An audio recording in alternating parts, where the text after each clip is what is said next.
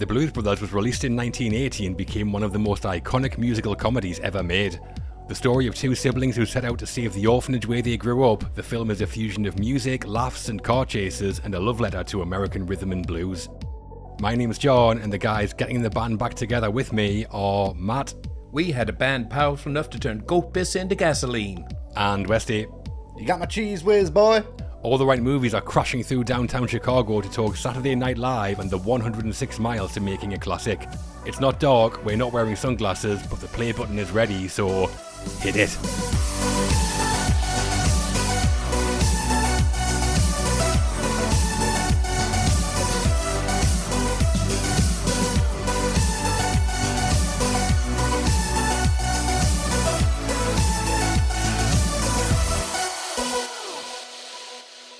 Hello and welcome to All the Right Movies, on a mission from God to tell the story of Hollywood one film at a time.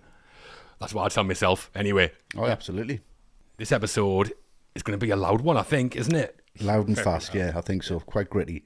It's soul, gospel, R&B, and orange whips all around as we get into John Landis' 1980 musical comedy classic, The Blues Brothers. Yeah. I love an orange whip. Oh, who doesn't? Lovely day today. I really fancy an orange whip. Yeah. Go down an absolute treat. Before we hit the road, though, are we going to plug our own divine mission on Patreon? Oh, let's do that first. Why not? So if you like what we do on this, our main podcast, you can help support us by becoming an ATRM patron. For your subscription, you get our monthly bonus podcast called Double Feature, where we pit two films against each other on a shared theme and pick which we'll discuss back here on the main show. Yep. You also get full access to the Watch List, our monthly review show, as well as access to our community, which gives you the ability to vote on future episodes, get your questions answered on the show, and join the ever-growing group of superb film fans. Lovely. Mm-hmm. Even Jake Blues couldn't talk his way out signing up for that. Absolutely not. What's not to like there? Great stuff. Here and now, though, and it's the Blues Brothers. It is. This one was my choice, but I've talked enough. Sick of my voice already, so I'll hand over to you first, Westy. Okay. Why are we talking the Blues Brothers? Well, I mean, I think we should do a count now of how many times we're going to use the word ludicrous in this whole podcast, because this film is ludicrous, but I love it so much. I mean, there's nothing like it. It's a one-of-a-kind film. I love how straight this is all played. It's as serious as a heart attack for these guys, but at the same time, it's so absurd and so ludicrous. I mean, I loved it when I was a kid. I remember my dad watching this and just absolutely falling about laughing. And I didn't understand why. Didn't know what the jokes were at the time. It's such a classic, but I think it's a classic for probably all of the wrong reasons. It's a classic because it doesn't really make sense. It's a classic because it's so fast and stupid and brilliant. It's just one of them films where I just think, I'm putting this on, and I know for a fact when this is over in 2 hours and 15 minutes or whatever it is, that I'm going to be much happier than I was when it started. It's just one of them films that completely lifts me up, reminds us of being young, remember the excitement about the whole film, loved every single character, still do, love every song in it, still do.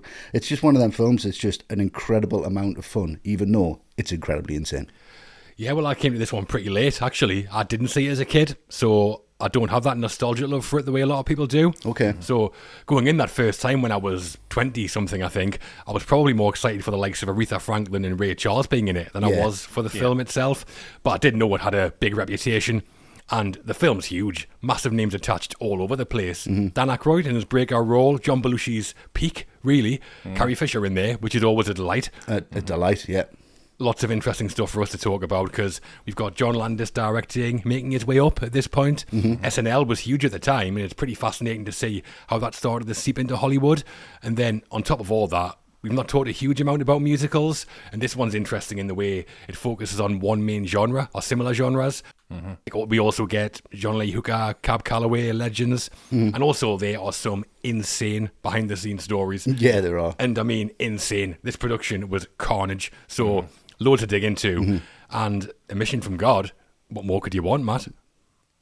Exactly. I mean, yeah, I agree. This is just one of the most unique films you'll ever see, really, because it could only have come about in this very specific time period. And I'm exactly the same as you, John. I didn't watch this as a kid at all because it felt like, as a kid, it felt like it was an outside joke that I wasn't privy to and that I didn't understand, because I knew these were characters from some American TV show that I'd never watched, and I just thought, well, I don't get it then.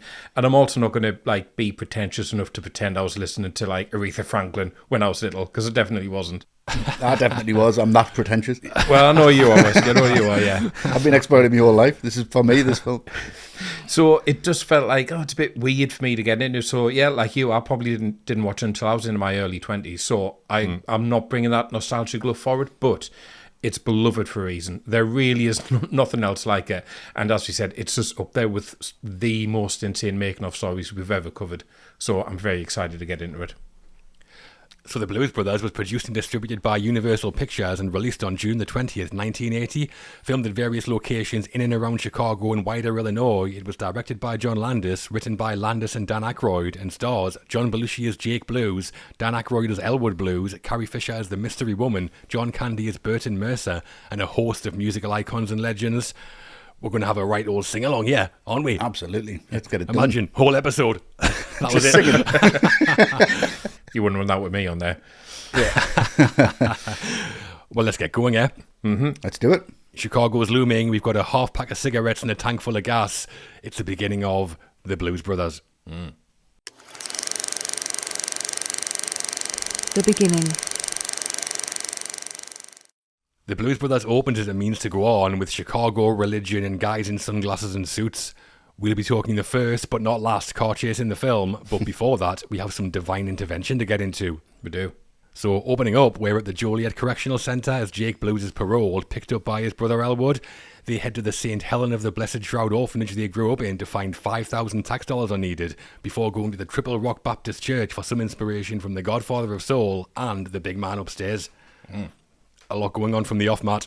So, how was the opening? I love this opening. I always have, because it's just proper naughty schoolboy stuff, this. Their immediate deference to Sister Stigmata. They're still so scared of her.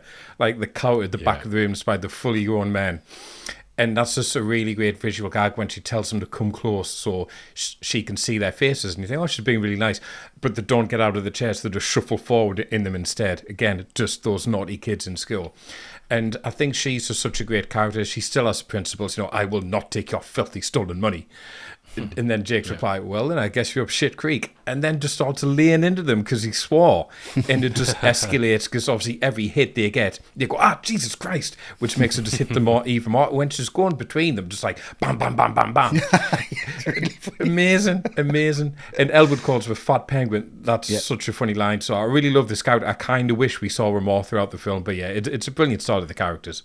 Yeah, she's absolutely unreal in this and in Dragnet as well with Aykroyd. Oh, yeah.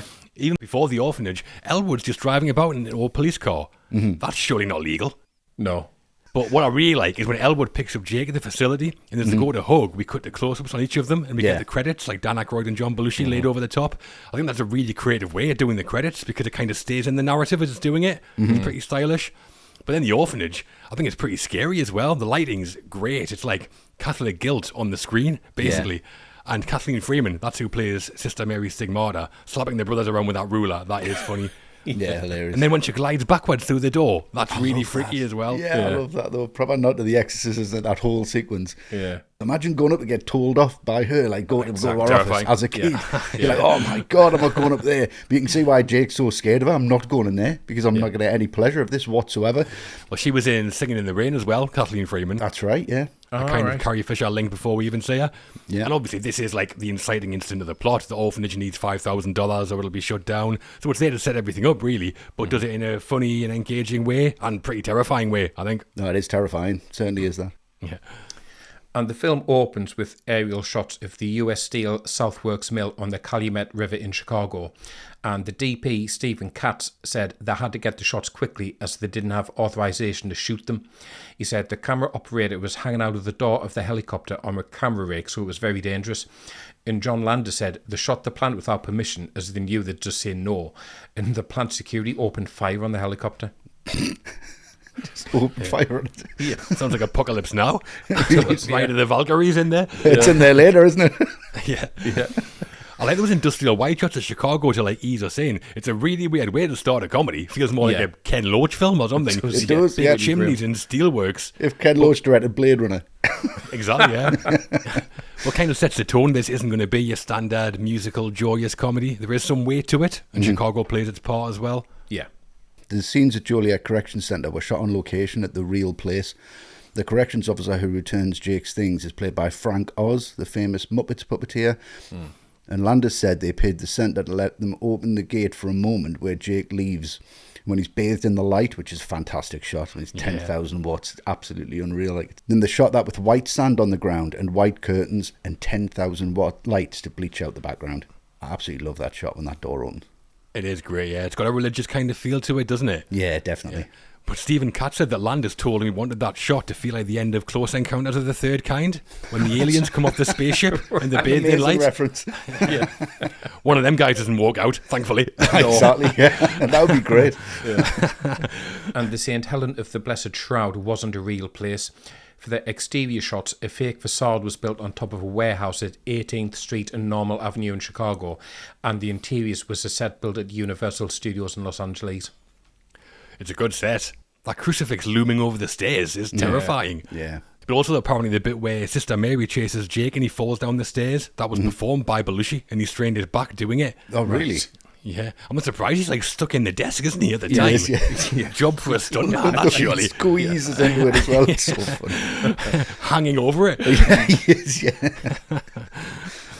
Another interior scene around this time is when Elwood takes Jake back to his hotel room. That was filmed at the Plymouth Hotel next to the L train in Chicago, and on the wall Jake has posters of almost all the music stars who show up later in the film. I can't believe that wasn't a set. And a real place. A real place. When he's like, how often does the train go past? So often you don't notice it. But as he says that, the sign falls off the wall, which must have been an accident, but I absolutely love that touch. Well, that room as well. Kirk Douglas was in a film called The Fury a year before The Blues Brothers, and his character rents that same room. All right. And when they're walking into the hotel, that's also the first time we see Carrie Fisher as Mystery Woman, isn't it? With a bazooka. Like Arnold in Commando. Yeah, really weird. So good. We'll have more on Carrie shortly, obviously. So from there, they're told to go to church, they have to be enlightened, they have to do things properly. And this scene, for me, is just an absolute pleasure. And I just love how this film doesn't see race at all. And watching this as a kid was so refreshing because they were just welcome. Everyone was welcome. Everyone was cool. It just doesn't even address it. And I love that. And I love the way that shows the culture here. But it's James Brown especially. It doesn't make a big deal of him coming in. Like, if you imagine if you're directing and you think, right, we've got James Brown here, you need to make some kind of entrance where you're kind of suggesting it's going to be James Brown. You show the shoes walking on or something and then kind of come up. It's not. He's the preacher. There he is.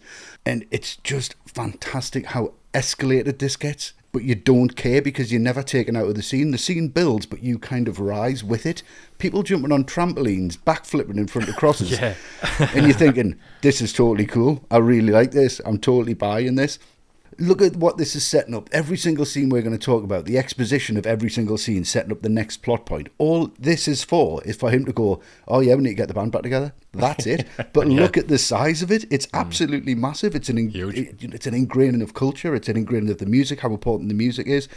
But it's the old landmark. That's the song that's playing. And every time I listen to this or every time I say it, I just think that bass line is just unbelievable. It absolutely carries the song. And it's just so quick all the way through.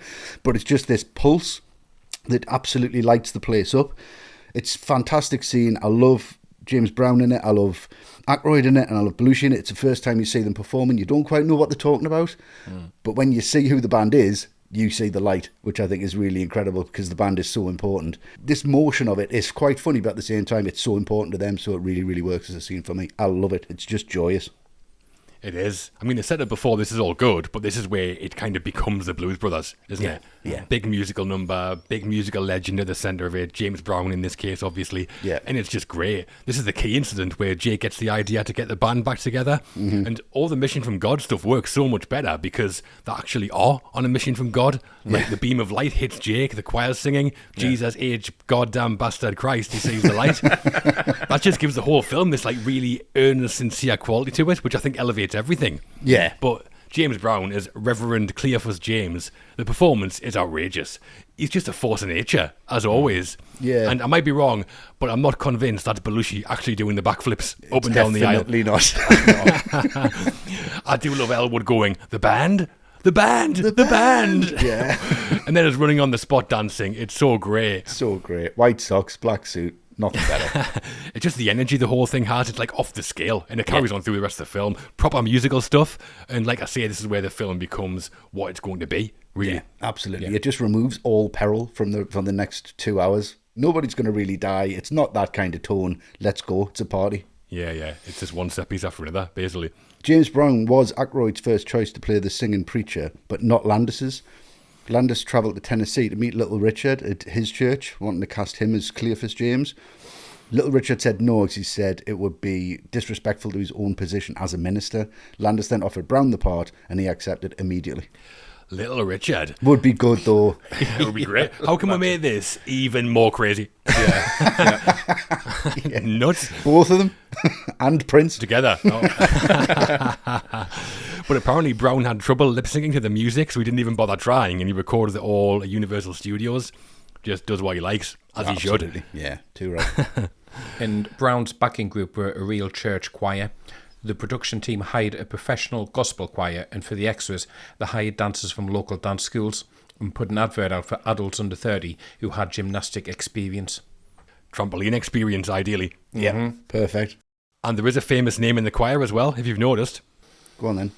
So the female soloist we'll say briefly, that is Shaka Khan, the Queen of Funk. Oh, wow. Okay. That is brief. Yeah, very brief. Blink and you miss her. Yeah, you said it, yeah. And the film has been opened. The Penguin set the mission, and the Godfather of Soul has lit the path. Time for the cops to get involved, I would think. Why not? So with the mission set, Jake and Elwood are off to get the band back together. The scenes with Murph and the Magic Tones and Mr. Fabulous are coming, but not before some reckless driving gets the guys chased through Chicago shopping malls in a high-speed police pursuit, as you do. Yeah. Cops, kitchens, and classy restaurants here, Westy. Yep. How does it all play out? It is set piece after set piece, as we're going to say. It's just a bunch of Saturday Night Live sketches with a lot of money behind them. Good. Nothing wrong with that for me, because they absolutely maximise every opportunity they've got.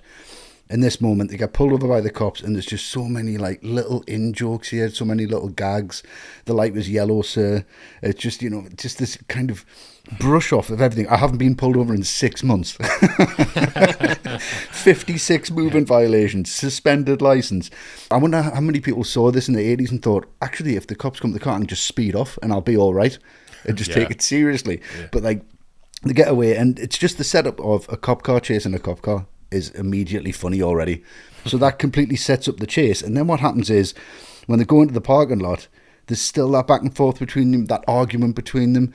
He's like, you want to get out of this parking lot? Okay. Absolutely love that delivery from Aykroyd. And then you just, have you got a Miss Piggy? And they're just coming through the window and come straight through the glass, and it's into the mall, and then it just does not stop for what I imagine to be, in my head, about 45 minutes. Yeah. It goes on for ages. It just goes and goes and goes, and then when you think it's stopped, you're like halfway through it. How ludicrous it is, but how well it's played, and how it's played straight, and it's really tongue-in-cheek. Nobody's going to die. It's a packed mall. It's not really addressing that whatsoever. It's the music that really works. So you've got that Blues Brother theme behind it, which is really punching. They're smashing the whole place up. It's absolutely fantastic how overblown it is. On the police car spinning on the roof. He broke my watch. And from start to finish, the way that this is set up, when he comes out and the music just rises up, it's dun dun dun bow, and it comes out the JC Penney window. Absolutely love the way that's done. And then it cuts back to the cops in the car, and he's like, I'm going to get that sucker. Now watch this for a music cue and a cut, and the way this works in the editing, because I'm going to catch that sucker if it's the last thing I ever do. And as he says do, the Peter Gunn theme kicks in. It's so great. What a scene. And I'll never get tired of it, because I've seen this so many times, but I still don't think I've seen everything in that chase. Yeah, it's very detailed, isn't it? Absolutely. I think it's well placed in the narrative as well, because it seems to come at the right time. I mean, it's fun, and I think it's well directed by Landis, because it's an action scene, so a big tonal shift. Yeah. And they cause some serious damage. There's glass everywhere, cars piling up in food courts. They take out a couple of department stores. It's insane. Yeah. But it's all kind of played as a comedy and works as a comedy, because no one seems to get hurt. The cops just drive into things and then stagger out, just like shaking their heads. Yeah. It's almost cartoony. It's like live action Looney Tunes almost. Yeah, it is, yeah. It's like the A-Team, it reminds me of. Yeah, definitely, yeah. Nobody gets hurt in the A-Team with the grenades going off and everyone's fine. And that's the kind of tone Landis is going for, I think. And we get a John Landis cameo here, don't we? Oh, yeah. He's the state trooper driving the second police car that shows up. Yeah. Not the last big director, we'll say, though. No. No. Say the least. So, Dixie Square Mall in Chicago was used to film the car chase. It shut down in 1978 and at the time was being used by the Harvey Dixmoor School District as a school. It was found by the assistant director David Sosner and production manager John Lloyd. They weren't sure about it though, as the mall was huge and had no electricity, so the production would have to pay for all that. When Landis saw it, he loved it though. Yeah, when Sosner and Lloyd told Landis about the mall, they voiced their concerns. It's not really suitable. And Landis just went, "Shut up and show me." Great. And then shows it. Fair enough. And the mall was rented for 8 weeks, and the production bought goods to stock the stores, and whatever wasn't destroyed was given to them all. The set decorator was Jean Allen, and she said they spent hundreds of thousands of dollars just to stock the stores like Toys R Us and J.C. Penney's. And apparently there was another problem because the security guards that hired kept nicking stuff from the stores. Light fingers. Well, you would, wouldn't you? No one's going to miss this. It's not even in this shot. And once filming wrapped, they'd shot 120 cars in 300 collisions and 60 vehicles were destroyed. The Harvey Dixmoor School District, though, they sued Universal for $87,000 in damages to them all, even though there was no agreement to clean it up after it was used. Right. And those legal wranglings went on for years afterwards. And the mall was demolished in 2012, so it's not even there anymore. All right. So after this, they're on the mission, get the band back together, and like we're saying, this is just like set piece after set piece. It's SNL sketches. It's no real narrative. So first of all, we meet Murph and the Magic Tones, and they don't take much persuading to get out of there. I mean, they're just playing along that horrible, like, preset tune on the keyboard, a group of people who couldn't be any less interested in them. Mele quando. Absolutely brilliant. It's like that scene in Fargo when Steve Buscemi goes to see Jose Feliciano. It's like that scene. Yeah. And I love that line from Donald Duck Dunn, the one I opened with, we had a band powerful enough to turn goat piss into gasoline. Yeah. Love that bit. Yeah. And then we meet Mr. Fabulous, and I think there's just this great visual contrast of Jake and Elwood, who are in this fancy pants, high-class restaurant, just looking completely out of place, throwing food in each other's mouth, and just leaving this trail of chaos behind them. And I think my favourite thing about this is you can tell Jake is building up to something, because he just keeps looking over at that rich family who were just offended by them because of the smell. So you know he's going to do something. Oh, just when he turns around, how much for the little girl? The women. How much for the women? I want to buy your women. I want to buy your women. Just outrageous. Yeah. So it's really funny, but I think this is one of the scenes that starts to feel a little self-indulgent at times.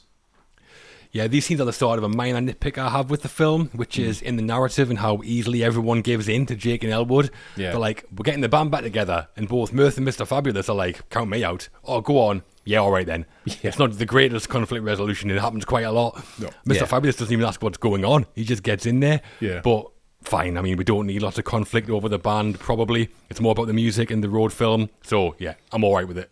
Almost. Yeah, I mean, you're going to have to be. It doesn't really let you not be all right with it, does it? No.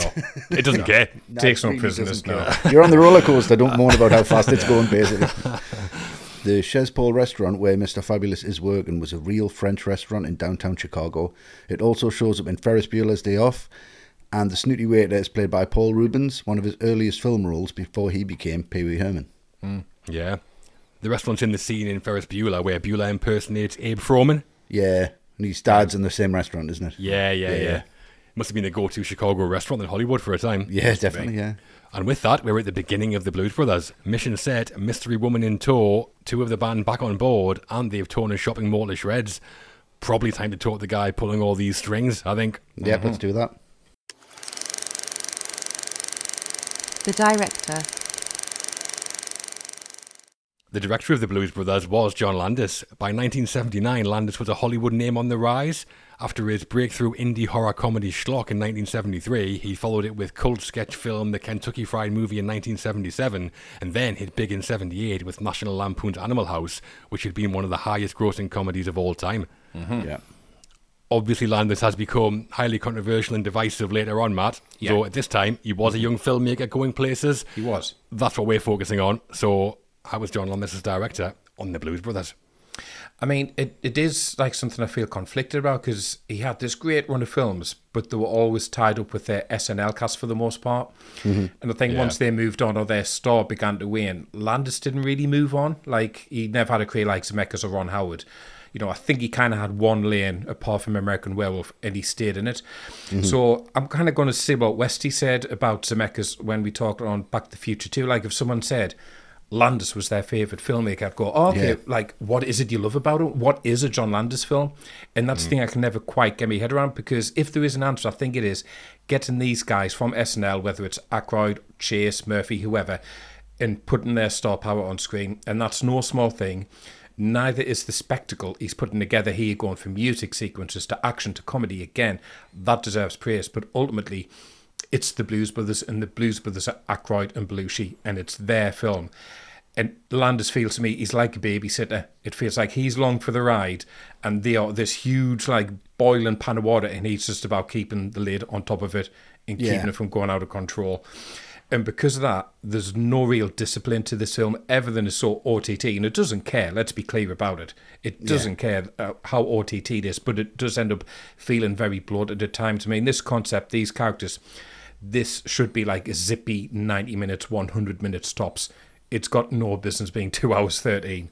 So it's very self-indulgent because he's having a great time with his mates. And for lots of this film, I'm totally along for the ride with them. But there are times I'd just like the ride to stop and pause a little bit so I could get off. Yeah. Yeah, I like what Landis does here quite a lot. I think generally I like the kind of dirty, raw look the film has. And he's working with two of the biggest comedy stars in the US at this point, and the might of Universal behind him. He could have easily made it glossy, like the clean, polished studio musical comedy, which I imagine is kind of what Universal were expecting to some extent. But he doesn't do that. He's clearly got a vision for it and doesn't even seem to compromise on it. The streets look grubby, like the orphanage is creepy, like we said. The hotels are flop houses, and the cars are all battered and broken. It feels like a real city, not a Hollywood version of one. And I think that's a huge part of why the film holds up. It is to me, for sure. Yeah. And what I like about Landis as a director generally is that he does stamp a personality on his films. You can usually see him in there, like his pretty dark sense of humour, his eye for visuals, his love of pop music. It's an American Werewolf, it's in Coming to America, it's definitely in the Blues Brothers as well. But I think this might be the one which has the strongest identity of all, with the suits, the shades, the mission from God, the music. There's a clear idea he's got in his mind, and I think he executes it. And he's managing tones, because we've got SNL-style comedy skits in with huge action set pieces. They even throw Nazis in there. I mean, not the last time Landis would use Nazis. No. But the fact he can hold all those different tones together and not have it feel like a mess, that's a skilled director for me. I mean, the Blues Brothers isn't my favourite John Landis personally, but I know it is a lot of people's, and I totally get why. I think as a young filmmaker, it's a really good piece of direction. I mean, I'm kind of straight down the middle. I love what he's done here. I love the fact that I think his personality is stamped on it. I think he's very open to ideas and very open again. You know, we're doing this mall chase and I'm not doing it like this. You know, he's not Ridley Scott making Alien.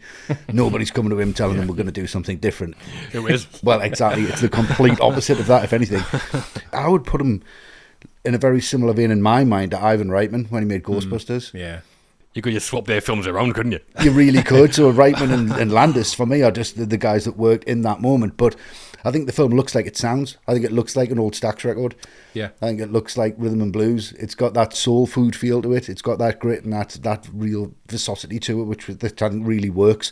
So for me, it's right down the middle. I think Landis was great at this time because he was trusted by everyone on screen and they didn't trust anybody else, which I think is why this works. They are vehicles for these people, but these people have to be controlled, and I in no way, shape or form could have directed John Belushi and Dan Aykroyd in 1980. I just don't care what anybody says. It takes a special character to do that, and I think Landis was it at this point. I would love to have seen Ridley Scott directing John Belushi. There'd have been murders. Chestburster scene, he's like, I'm a zit. What's with this egg? This stupid fucking egg. So the origin of the Blues Brothers goes back before John Landis was involved. We'll talk about that more in the crew section, but the story of Landis getting involved is still a pretty interesting one, isn't it, Matt? It is. So, after Dan Aykroyd wrote the Blues Brothers script, he and Belushi pitched around studios. After they did a 30-second telephone pitch to Sean Daniel, a Universal Studios exec, they received an offer, and Paramount were very interested as well. Yes, there was a bidding war between the studios.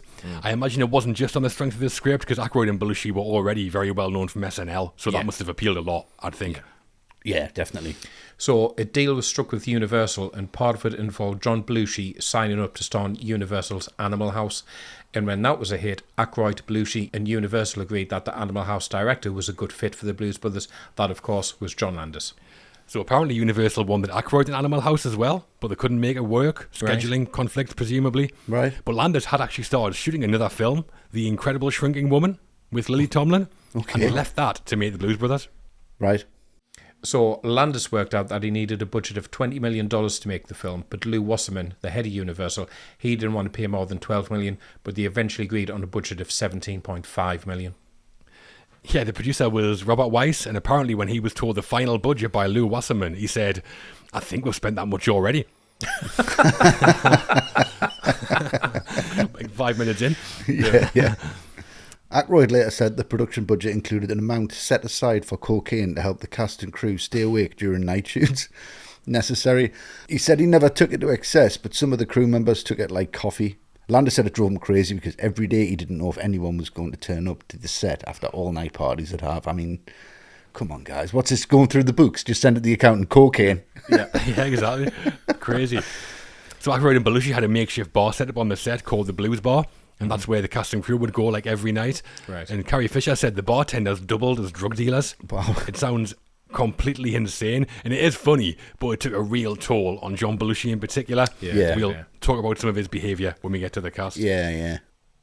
And Landis always wanted to shoot the film on location in Chicago, and this was the first film to do so since a TV crime drama series called M Squad filmed there in 1959. So there was an episode of M Squad called The Jumper. In that episode, a Chicago police officer is shown taking a bribe, and the mayor of Chicago at the time, called Richard Daley, was furious about it, and he banned any location filming in Chicago from that point. Oh, really? And then he died, in 1976, so Landis just steamed in. Straight in. 4 years later, just completely turned in his grave. Yep, so him, Aykroyd, Belushi and the producers went to the office of the new mayor, Jane Byrne, and told her if they were allowed to shoot there, they'd donate $200,000 to local Chicago orphanages. She agreed to them shooting there and even allowed them to drive the Bluesmobile through the Daley Centre, named after Richard Daley, in the final act. Yeah, some reports say $50,000, but there was some money exchanged, it seems like. Right. But Jane Byrne didn't like Richard Daley, and when Belushi said, we want to smash up the Daley Centre, she just said, be my guest. Go drive over his grave if you want. If he'd led with that first, they probably could have got it for nothing. He led with the money first. So the film went over its $17.5 million budget and ended up costing $27.5 million. Back in Los Angeles, Lou Wasserman at Universal wasn't happy. He sent Ned Tannen and a studio executive to Chicago to find out what was going on. When they got there, they found the production had set up a huge car storage facility for all the cars in the film and a headquarters called the War Room, where Landis and the crew mapped out the more complex sequences. Both were massively expensive and neither had been budgeted for. Not sure they're necessary. I know, it's crazy. Robert Weiss said that when Ned Tannen saw the War Room in the car facility, he just went totally white. Just like, what in the hell is all this? I hope he didn't see the Blues Bar and it was bombing. He'd have a heart attack. Yeah. And internally, Universal started calling it 1942 after 1941, the Spielberg flop. Yeah. Oh, right. Yeah. Also featuring Aykroyd and Belushi. That's right, yeah. There's a theme here, I think. The only time Spielberg ever made a flop was when he worked with Aykroyd and Belushi. Yeah, and he's back in there with them now. What's going on? And a key crew member Landis brought in from Animal House was the production designer John J. Lloyd. One of his key tasks was creating a Bluesmobile. It was a 1974 Dodge Monaco, and the vehicles in the film were old police cars bought from the California Highway Patrol. 12 Bluesmobiles were used in the film, including one that we see at the end of the film, built just so it could fall apart. Yeah, Chips, California Highway Patrol. Yes. So right. Universal Studios has a replica Bluesmobile on its lot, but reportedly one original still exists and is owned by Dan Aykroyd's brother-in-law. Right. Not Aykroyd. No, he's giving it away. Generous man. All right, fair enough. Another little touch is that the Bluesmobile's license plate is BDR 529. That's a reference to the motorbike club Aykroyd was in, the Black Diamond Riders. All right. Okay. Right. Good name for a band. Great name. A famous figure visited the set in October 1979 when Pope John Paul II stopped by during his first official trip to the US. Robert Weiss said that all the Catholics in the crew fell to the floor as he walked in, including John Belushi, who kissed the Pope's papal ring, and the Vatican approved in 2010. Their official newspaper placed the Blues Brothers on its list of recommended movies for Catholics. Brilliant. Quick, hide the coke. The Pope's here. Maybe JP was up for it. Who knows? I would imagine it would be. Yeah. Well, we've got our first ATR and Patreon question now. If you sign up to become an ATR and Patreon, we'll answer your questions on the show. And the first of those today comes from James Ozzie Pugh. Hello, James. Hello, James. So James asks, John Landis has already made Animal House, but The Blues Brothers is far bigger and messier. Is this his best directed film, or just his most excessive? Good question from James, especially in light of all the craziness we've just been talking about. Yeah. Exactly. So, what do you think, Westy? I think it's less direction, more control. I think that's the whole point. Even though it's chaos on the screen, but I think he does control the chaos and actually makes some kind of story in this whole madness. Things do link together. Things are set up and they do come around. But I think he's just managing how this film is going to be linear and how it's going to make sense. Everything that happens in between of all that is not really his control. I think the films that happens in are quite prevalent in his career. If I'm honest, it's people that he's working with. Trading Places was huge with Aykroyd and Murphy, but they're huge characters. Coming to America, again, it's just control. I think his best directed film for me is American Werewolf in London, because I think that is the film where he had complete control. There's no massive stars in that. He's not really focused on anyone else. He wants to make something from it. And I think that's the purest version of a John Landis film that we saw once and never really saw again. Yeah. So I would definitely answer that question by saying it's his most excessive, but definitely not his best directed. Yeah, similar to me, Westy. I mean, compared to what Landis has done before, The Blues Brothers was different. It's bigger, it's more ambitious. The behind-the-scenes goings-on were nuts. I think that does show on the screen because I think this is a lot looser in places. Yeah. It's not as tight as Animal House or American Werewolf. And as James says, yeah, it's his most excessive film by a mile. What's impressive, I think, is how Landis keeps it together. It's looser than his other films, but with what he was dealing with, I think it's kind of amazing it didn't all just fall apart. Yeah, exactly, yeah. In that light, it might be his best directed film just from a management point of view. For me, The Blues Brothers is his most ambitious, Animal House is his tightest, Coming to America is his funniest, and American Werewolf is his best. That's my Landis Mount Rushmore. Nice. That's what I said, just with less organisation. That's how we roll, that's what I meant. Just I'll take your answer. And Matt? Yeah, very similar. I think, in terms of this being his best directed, like I say, he's just about keeping the lid on the pot here. Just about keeping control. Yeah. People will also bring up Trading Places, which, we've covered that in a classic, and I said this back then. That film is so tightly done until you get to that last 20 minutes where it just falls apart on the train, that scene. But yeah, that does leave American Werewolf, which is his best film, I think. And it's not even close. Just the balance between comedy and horror, the set pieces, the effects work, all done and dusted in just over 90 minutes. That's the one film I think he's made that's as close to a masterpiece as he ever got. Yeah, it's the influence of that film as well. I think of everything that's come since American Werewolf. And even Michael Jackson's tapping up to make Thriller straight after that. You know what I mean? Yeah. So it made a real big impact, that one. Yeah. You know what's got nominations for John Landis on The Blues Brothers? Winners of Best Picture and Director that year? Do you remember? 81, is it? 81. Ordinary People? I think it was the year before, Matt.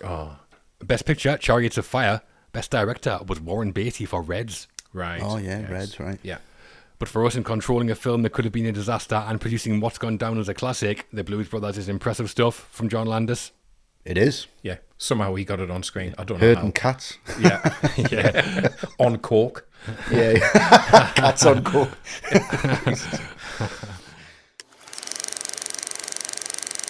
The cast. The Blues Brothers has an ensemble feel with huge names, cameos and supporting turns popping up every few minutes, but there are two definite leads at the heart of it. Yeah. We'll be getting into John Belushi as Jake Blues, but not before we talk to the man who started it all, right? Yeah. So Dan Aykroyd plays Elwood Blues, the harmonica-playing, fast-talking younger brother of Jake. The straight man of the pair, we see Elwood pick Jake up at the prison gate in the Bluesmobile, then join him on the mission from God before ending up doing time alongside his brother. The man with the Ray-Bans, Matt, how was Dan Aykroyd as Elwood? I think this is just Aykroyd in his pomp. I mean, the confidence he's got coming off SNL with this character he's originated, with his best friend by his side, and that confidence just fills the film. It doesn't just imbue his performance, it makes the rest of the film work because it makes you comfortable with everything.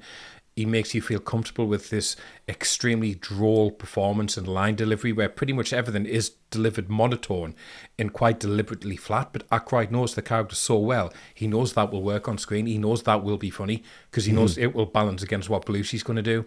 He knows he's not going to be out of place when he has to sing and dance. And if there's any hint of awkwardness when he does, it's there deliberately because he knows, well, I'm not as cool as Ray Charles. I'm not even going to pretend to be in that scene, but I'm going to dance anyway. He knows he's not as awesome as Aretha Franklin, and he doesn't care. And he just brings this real, like, zen to this performance. Everything else is chaos. Apart from his performance, he just balances everything. He's got no ego here whatsoever that I can see anyway, because he lets everyone else take their moment to shine, and he just steps into the background and keeps everything on the level. Yeah, this is early to Dan Aykroyd, but still pretty classic Aykroyd, I think. Elwood's got that deadpan delivery style that Aykroyd does really well. The times here when he's talking, it sounds like he's already in Dragnet, like rattling off the lines super quick with that kind of robotic style. That's kind of Aykroyd's thing, I always think. Yeah. And it's perfect for Elwood because he's a character who never really reacts to anything. The world could be burning around him and he just light a cigarette, it feels like. But I think that's part of why the double act works, because Jake's massive, all eyebrows and lunges and shouting, and Elwood is usually just stood next to him totally still. So two really different energies that go together really well. Yeah. And what I didn't totally get until I rewatched this, though, is that Aykroyd's actually got some serious moves on him. He's a far better dancer than Belushi. The shimmy down the aisle of the church. He's got that running on the spot dance I talked about. Some great moves at the Palace Hotel concert at the end. Yeah. I mean, he's not a trained dancer, you can tell, but he can move. And I love all that. It definitely adds to all the musical scenes. It does. Yeah, as a straight man here, he's pretty spot on, I think. And I'll finish with a quote about Aykroyd from John Belushi that I like, that kind of explains why it all worked between them. Okay. Belushi said, "He's Mr. Careful and I'm Mr. Fuck It." That's not it. Okay. I can't always figure him out, but whenever I'm around him, I feel safe. Oh, Yeah. Lovely. That makes perfect sense. Yeah. It does, yeah. The thing for Aykroyd and me with this performance is his just unbridled passion for everything that's on the screen and every single scene that he's in and everyone he's acting with. I don't think there's anyone in this film where Aykroyd's like, I didn't really want them, but I'll do the scene anyway. Yeah. He's like, I cannot wait for this one. I cannot believe we've done this. He's loving it, isn't he? He's loving it. He is loving it, and it just shows his pull. It just shows Belushi's pull at the time. There's an incredible amount of trust in this film. I mean, I think that's why it's so accessible and why it's so safe to watch. Like, they're all on the same team and they're all doing it, like, they're all playing really well together and they know they are, and there's no opposition. They're just enjoying themselves on the pitch and they're just having a really, really good time. And that comes across, especially in Aykroyd's performance, and I just love his reactions to things. When Jake says, "We're the band," and Bob Scott, and he just flips his head and just stares at him, and he's just like... It could be really overpowering. And I'm thinking about these characters and they're like, is that the older brother? Is that the younger brother? It doesn't matter. That dynamic doesn't matter. To me, these are completely ageless. I was looking at, like, how old was Belushi when he died? And I was like, well, these are like early 30s. It doesn't matter. So again, it's his presence here and his confidence here and his passion here that really shines and really makes the character what it is. I would have tried to replace Jake, but I honestly don't think anyone else could really play Elwood Blues. No. Absolutely, yeah. I mean, both of them, to be honest, yeah. Yeah, they shouldn't replace him. And they tried to. That's the only reason I said it. But nah, I mean, you can't replace this character. He just owns it. He does. So one of the key parts of the visual identity of the film is how Elwood and Jake dress. The Ray-Bans, black suit and tie, white shirt, black fedora hat. The look was developed for the Blues Brothers performing act in the late 70s, but was developed and refined for the film. Yes, so there's a whole story to get into around the Blues Brothers from before the film was ever a thing. We'll do that in the writing. But yeah, the way they dress, it's just iconic, isn't it? Yeah. And the costume designer was Deborah Needleman, who married John Landis about a month after the film came out. This was her third feature with the Landis, and she was responsible for developing and defining the look of the brothers. Yeah, she'd been with Landis on the Kentucky Fried Movie and Animal House. She also helped develop the look of Indiana Jones. She was costume designer on Raiders. Right, Some right. serious work there. Loves a hat. Yeah, loves a fedora. Get that in there. Yeah. No whips for Jake and Elwood. Well, there is. Orange In ones. the bunker. Yeah, orange whips, all right. No, there's actual whips in there when they do rawhide. And Leah Doolman said the previous versions of Jake and Elwood had always worn hats and any old sunglasses, and she said no, they must be Ray-Bans. And they went through dime store racks and ended up with about 140 pairs. Amazing. A key part of the look. Apparently Belushi kept coming to Nadelman and saying, "I've lost my sunglasses, can I have some more?" So we went through loads, and the costume team called him the Black Hole. But Aykroyd was later like, He didn't keep losing them. He just kept giving them away to girls. Of course he did. He's not stupid. They're really expensive then when the Ray-Bans at the time. Yeah, in the blues bar.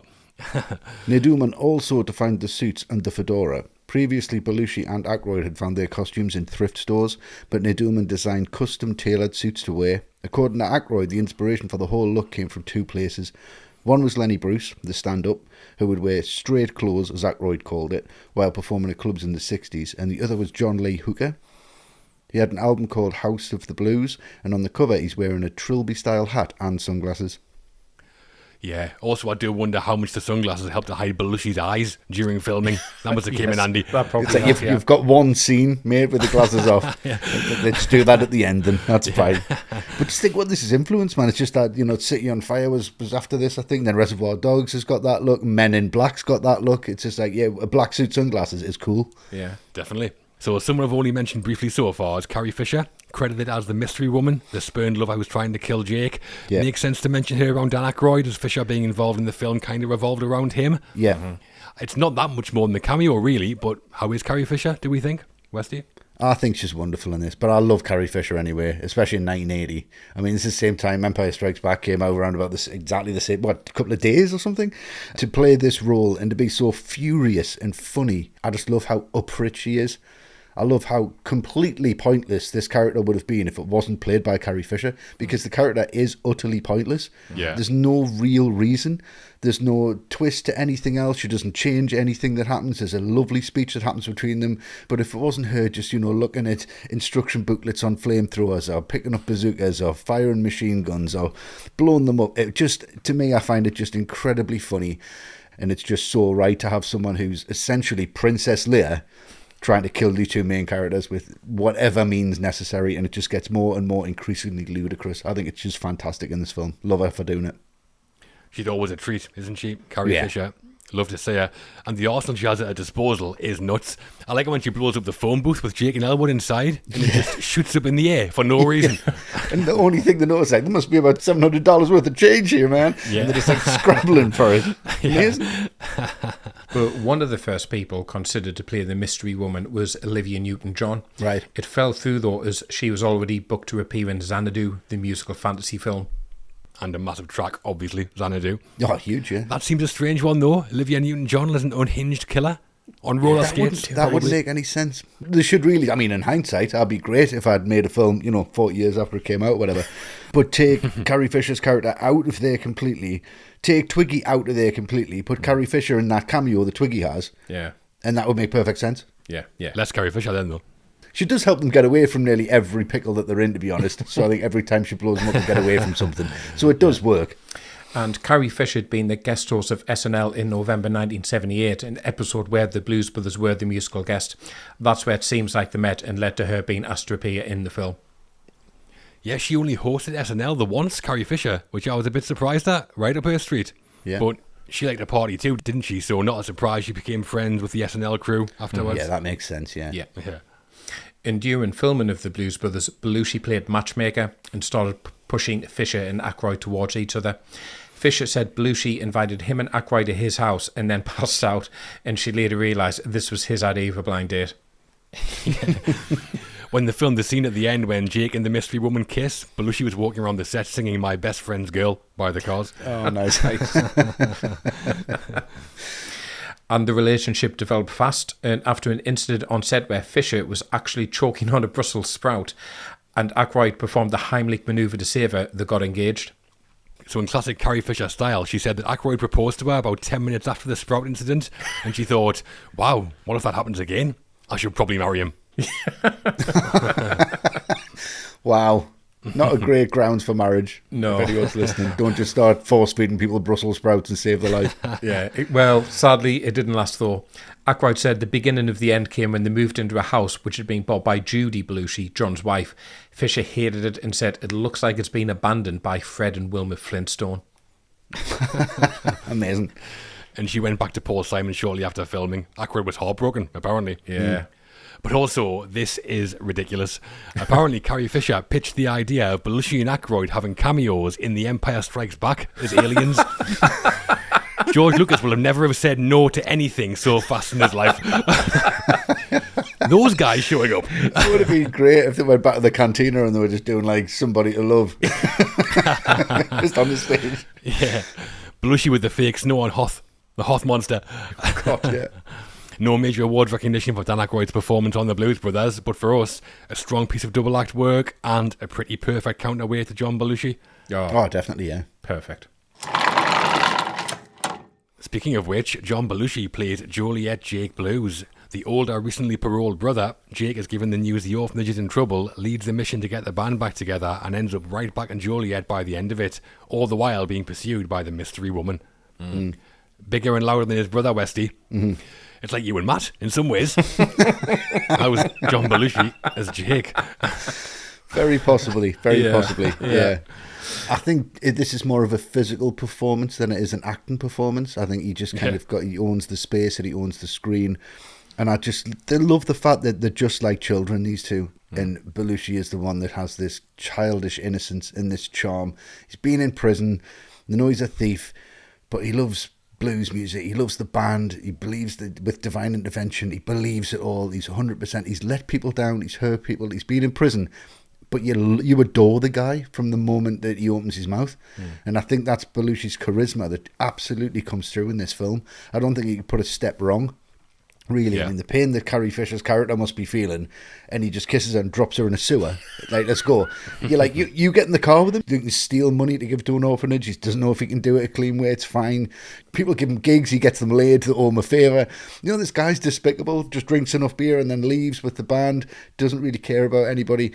But it's Belushi for me that totally owns that. Nobody else could really bring that charm and that level of just immediate forgiveness for anything. And I think you can forgive both of these characters. Aykroyd knows that, which is why he sits in the back a little bit more and lets Belushi lead that, because he's got that real charisma and he can come in and do anything he wants, smash your house up, but you'd be like, yeah, it's totally fine. I'll just clean up. I'll just get the Hoover out. See you later, John. And I think he does bring that to the role. He brings that to the part. And again, I think there's so much of both of their real personalities in these characters. It's really hard to separate them from reality to actual characters, which again, I think is why it is so ludicrous and it is so dreamlike and it is so out there. Because I think this is what these characters believe they are in their heads. So let's live it out on the screen, because they couldn't do it in real life. And John Belushi is certainly want to do that. Yeah, John Belushi's always been a slightly strange one for me. I mean, he's not handsome or athletic looking like you normally get in your movie stars. Yeah. But there is something about him on screen. I mean, it's charisma, isn't it? Yeah. He's got that in spades, which makes him magnetic in films, and it's no different here. What I find impressive is how much he sometimes does without doing anything. Like in Elwood's hotel room, Jake just lies on the bed to go to sleep, but he keeps his suit, hat and his shades on, and you kind of can't keep your eyes off him. Yeah. And then when that's put on stage at the end of the Palace Hotel, it feels like we're watching somebody who should be in that position. Not an actor, but like a musical performer. But also it is a sad performance as well to watch back, knowing what was going on at the time and what happened later. But to be fair, on the screen, you can't really tell there were issues, I don't think. And he has a reputation of being one of the best American comic actors of his generation, and this is probably his defining performance, I think. It's definitely up there, yeah. Yeah, just an absolute firecracker. I mean, he was this uncontrollable force of nature in real life and on screen here. But the reason he works so well, like I say, it's because Aykroyd is grounding him. There's no one that Belushi loves and respects more as a colleague, as we've been saying, and as a friend in Aykroyd, and that's what keeps him in line. I think if this was anyone else alongside Belushi, he'd have ramped his performance up 200% because he would worry he was being overshadowed by someone else. But he isn't. He controls that performance because Aykroyd just reassures him, and Aykroyd's going to give him space. So he knows he can do the explosive moments like in the church, which is pure Belushi. But he knows he doesn't have to push it any further than he does because, like I say, Aykroyd brings that zen-like presence that just brings Belushi down a little bit, and Belushi really trusts him. So the only reason Belushi doesn't just run completely right in this film is because he knows he doesn't have to. He knows the character, he knows and trusts his screen partner, and that just makes him all the more wonderful on screen. Yeah.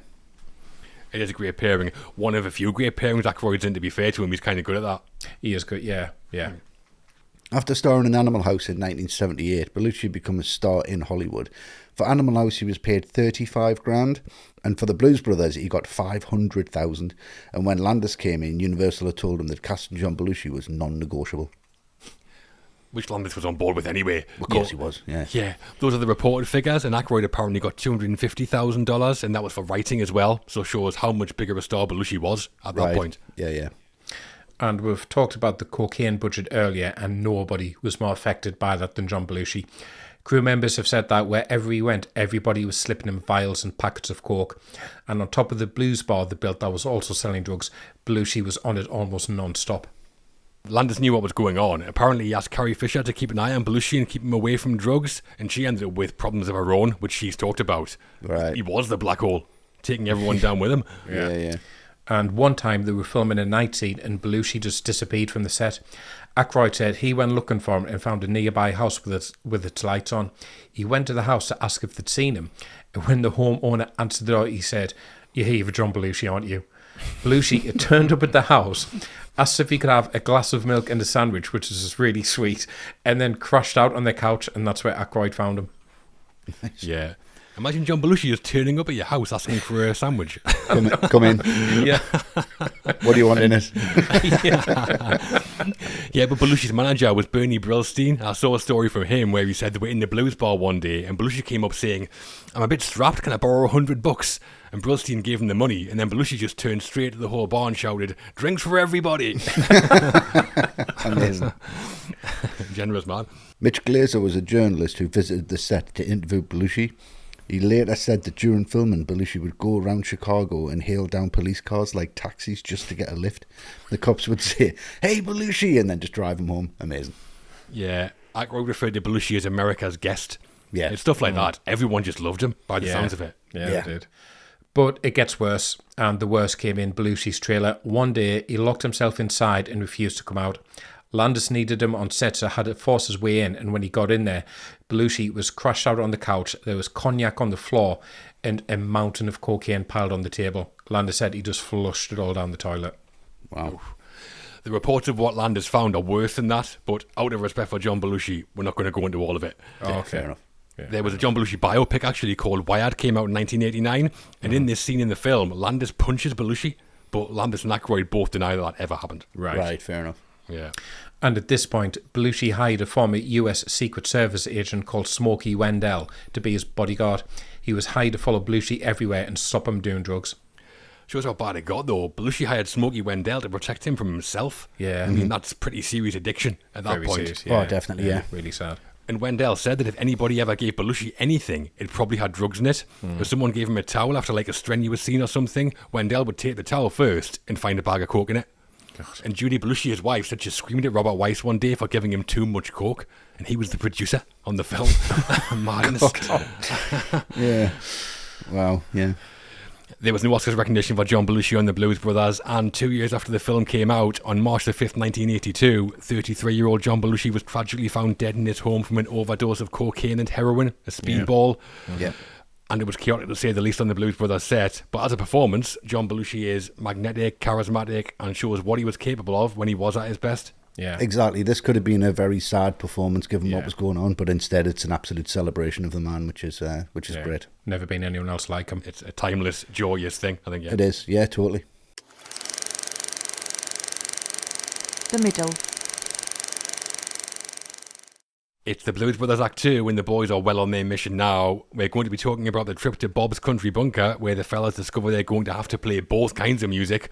But first, we're catching up with a musical legend or two. We are.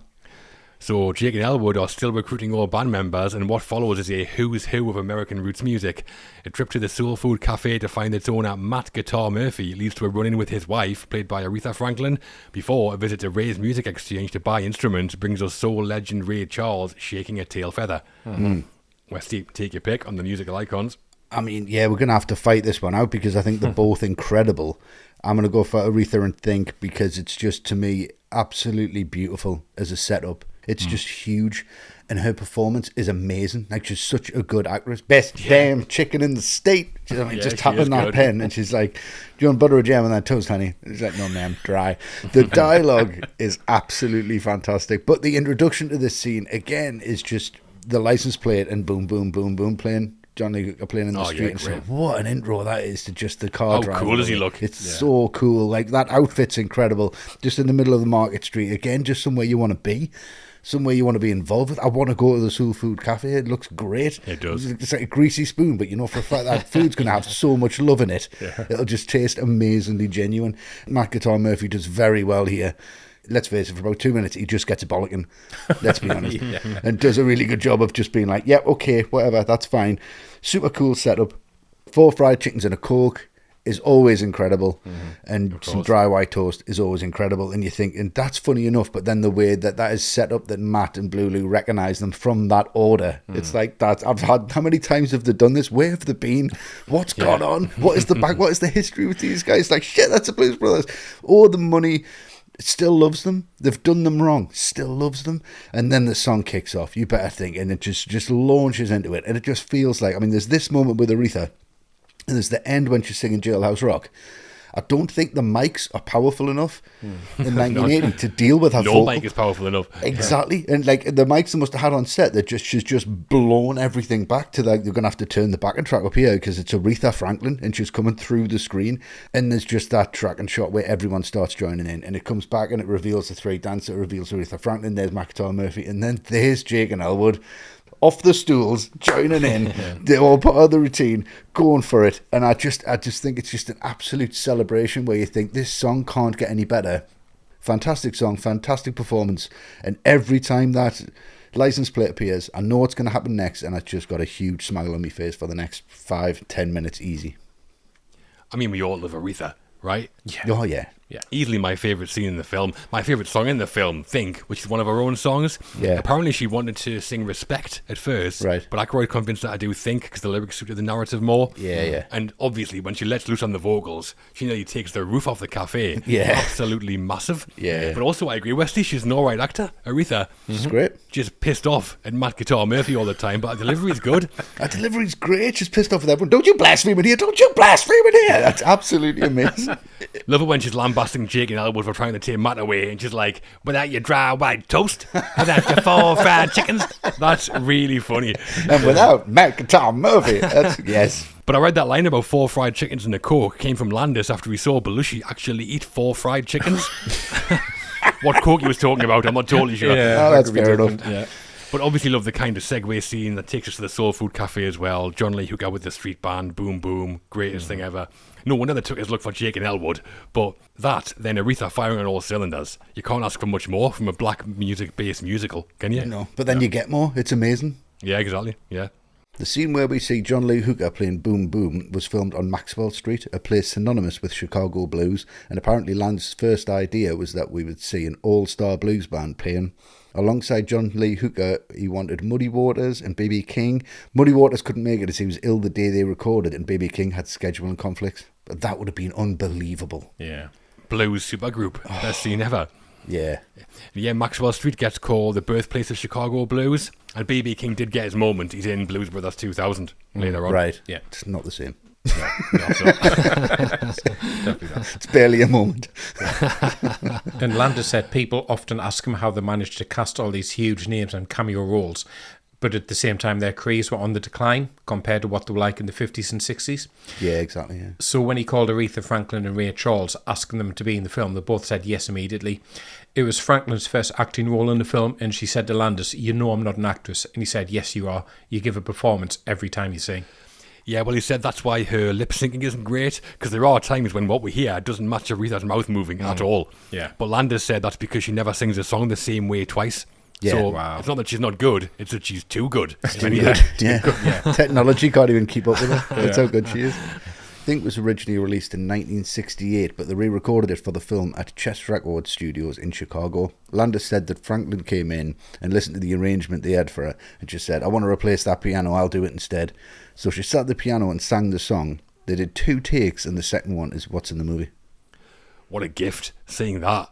Yeah. Amazing. Yeah, Aykroyd said that when they were on the set, as soon as she started to sing, his legs and solar plexus turned to jelly, in his words. Yeah, I'm not surprised. Yeah.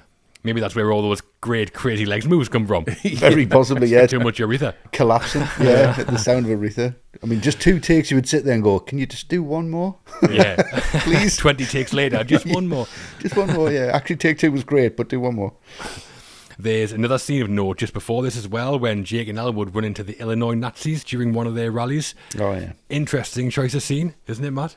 It is. It's very funny. I like how the acronym for these guys is ASWPP, so asswipe, basically. That's a good joke. But it is very random. And again, do we need this? Could this be cut and tighten the film up a bit? I think you could. You know, sometimes you got to kill your darling sometimes in the edit room. Mm. It is a slightly odd inclusion, but people seem to love it. Kind of do. become part of the film, for sure. It has to be fair, yeah. Geez, I'm surprised this isn't like half an hour long. It's the quickest scene in the film, and which has the most to say, which is really strange. Yeah. But I honestly think like Spielberg set up for a cameo later. So he's like, "Can you just humiliate some Nazis, please?" Might have been. Really want you to do that. So the Illinois Nazi scene is based on a real incident. In the mid-1970s, the Nazi Party of America planned a public demonstration in Skokie, Illinois. There was a big Jewish population, including Holocaust survivors, in Illinois, and the local government went to the Supreme Court. They came down in favour of the Nazis and said they had a First Amendment right to freedom of assembly, which is outrageous. They did hold some Nazi rallies, but in Chicago instead of Skokie, and they marched at Marquette Park, which is where the scene was shot. Hence the reason they're called the Illinois Nazis. Right. Well, Landis said they'd always planned to use some kind of white supremacist theme to go with the fact the music all has roots in black culture. Right. And they thought about the KKK at first before they realised the whole real-life Illinois incident tied in perfectly. Right, yeah, Okay. Yeah. I was at a barbershop quartet in Skokie, Illinois. Very good. I always think of that whenever I say that. Yeah, that's Skokie, Illinois. Yeah, I was at a barbershop quartet in Skokie, Illinois. And the head Nazi character, that's his actual name in the credits, is played by Henry Gibson. The monologue where he taunts the crowd of protesters was taken almost word for word from the California Reich, a 1975 documentary about a group of American neo-Nazis in California. And when he got on stage to deliver the monologue, Gibson approached the mic and said, "Before we begin, I don't mean any of the things I'm about to say." Yeah. Yeah, he was in the Kentucky Fried Movie with Landis, Henry Gibson, presumably how he came to be here. Whenever I see him, I just can't help but see Dr. Klopek from The Burbs. Another Nazi, to be fair, yeah. Yeah. You've seen my skulls, haven't you? I don't mean these things. So we've seen Aretha, and now we're going to meet another absolutely legendary, iconic figure in Ray Charles. And he's still got such rascally charm, hasn't he? He just makes me smile. Like when he's trying to sell them the electric piano. Matter of fact, I'll throw him the black keys for free. I love that line. Oh, It's what a so line funny. that is. Great. And then, I mean, shake your tail feather. I mean, having this song on your soundtrack, it's like a cheat code. Because as soon as it starts, it's just unbridled joy. Yeah. And whenever I watch this scene, I always end up watching Dan Aykroyd because I just wonder what is he thinking. Like, he's making this film with his best mate. They've got Ray Charles performing this song and he gets to dance along to it. I mean, watch the scene again and you can see he can barely stop grinning because he's having the absolute time of his life here. And you can't blame him because this scene, what it does, it invites you in and says, doesn't matter if you're not polished, just let yourself go, just have fun. Like, Jake and Elwood aren't particularly great dancers, and the band certainly aren't dancing in sync, and the people outside aren't brilliant, but who cares? It doesn't matter. It's just joyous. Let it take hold of you. This is the absolute highlight of the film for me. Just adore the scene. Nice. Yeah. It's right up there for me as well. I love the setting, Ray's musical exchange. The exterior was a building called Shelley's Loan Company, and they just changed the signage outside. Right. But then there's a mural there on the building as well, like a montage of musicians, if you noticed. Yeah. That was created for the film. And Oh, it was there it? for like 40 odd years after the Wow. film. Amazing. Yeah. But the interiors in the store, shot at Universal in LA, they remind me of going to music shops in Newcastle when I was a teenager. Yeah. Like Windows, Westy. Remember that? Yeah. So Absolutely. I love it. As a Any setting. music shop, yeah. Yeah. It was quite rare that you had like all the different instruments in the same shop. Yeah. And it was like this sequence that actually wanted us to start learning to play an instrument.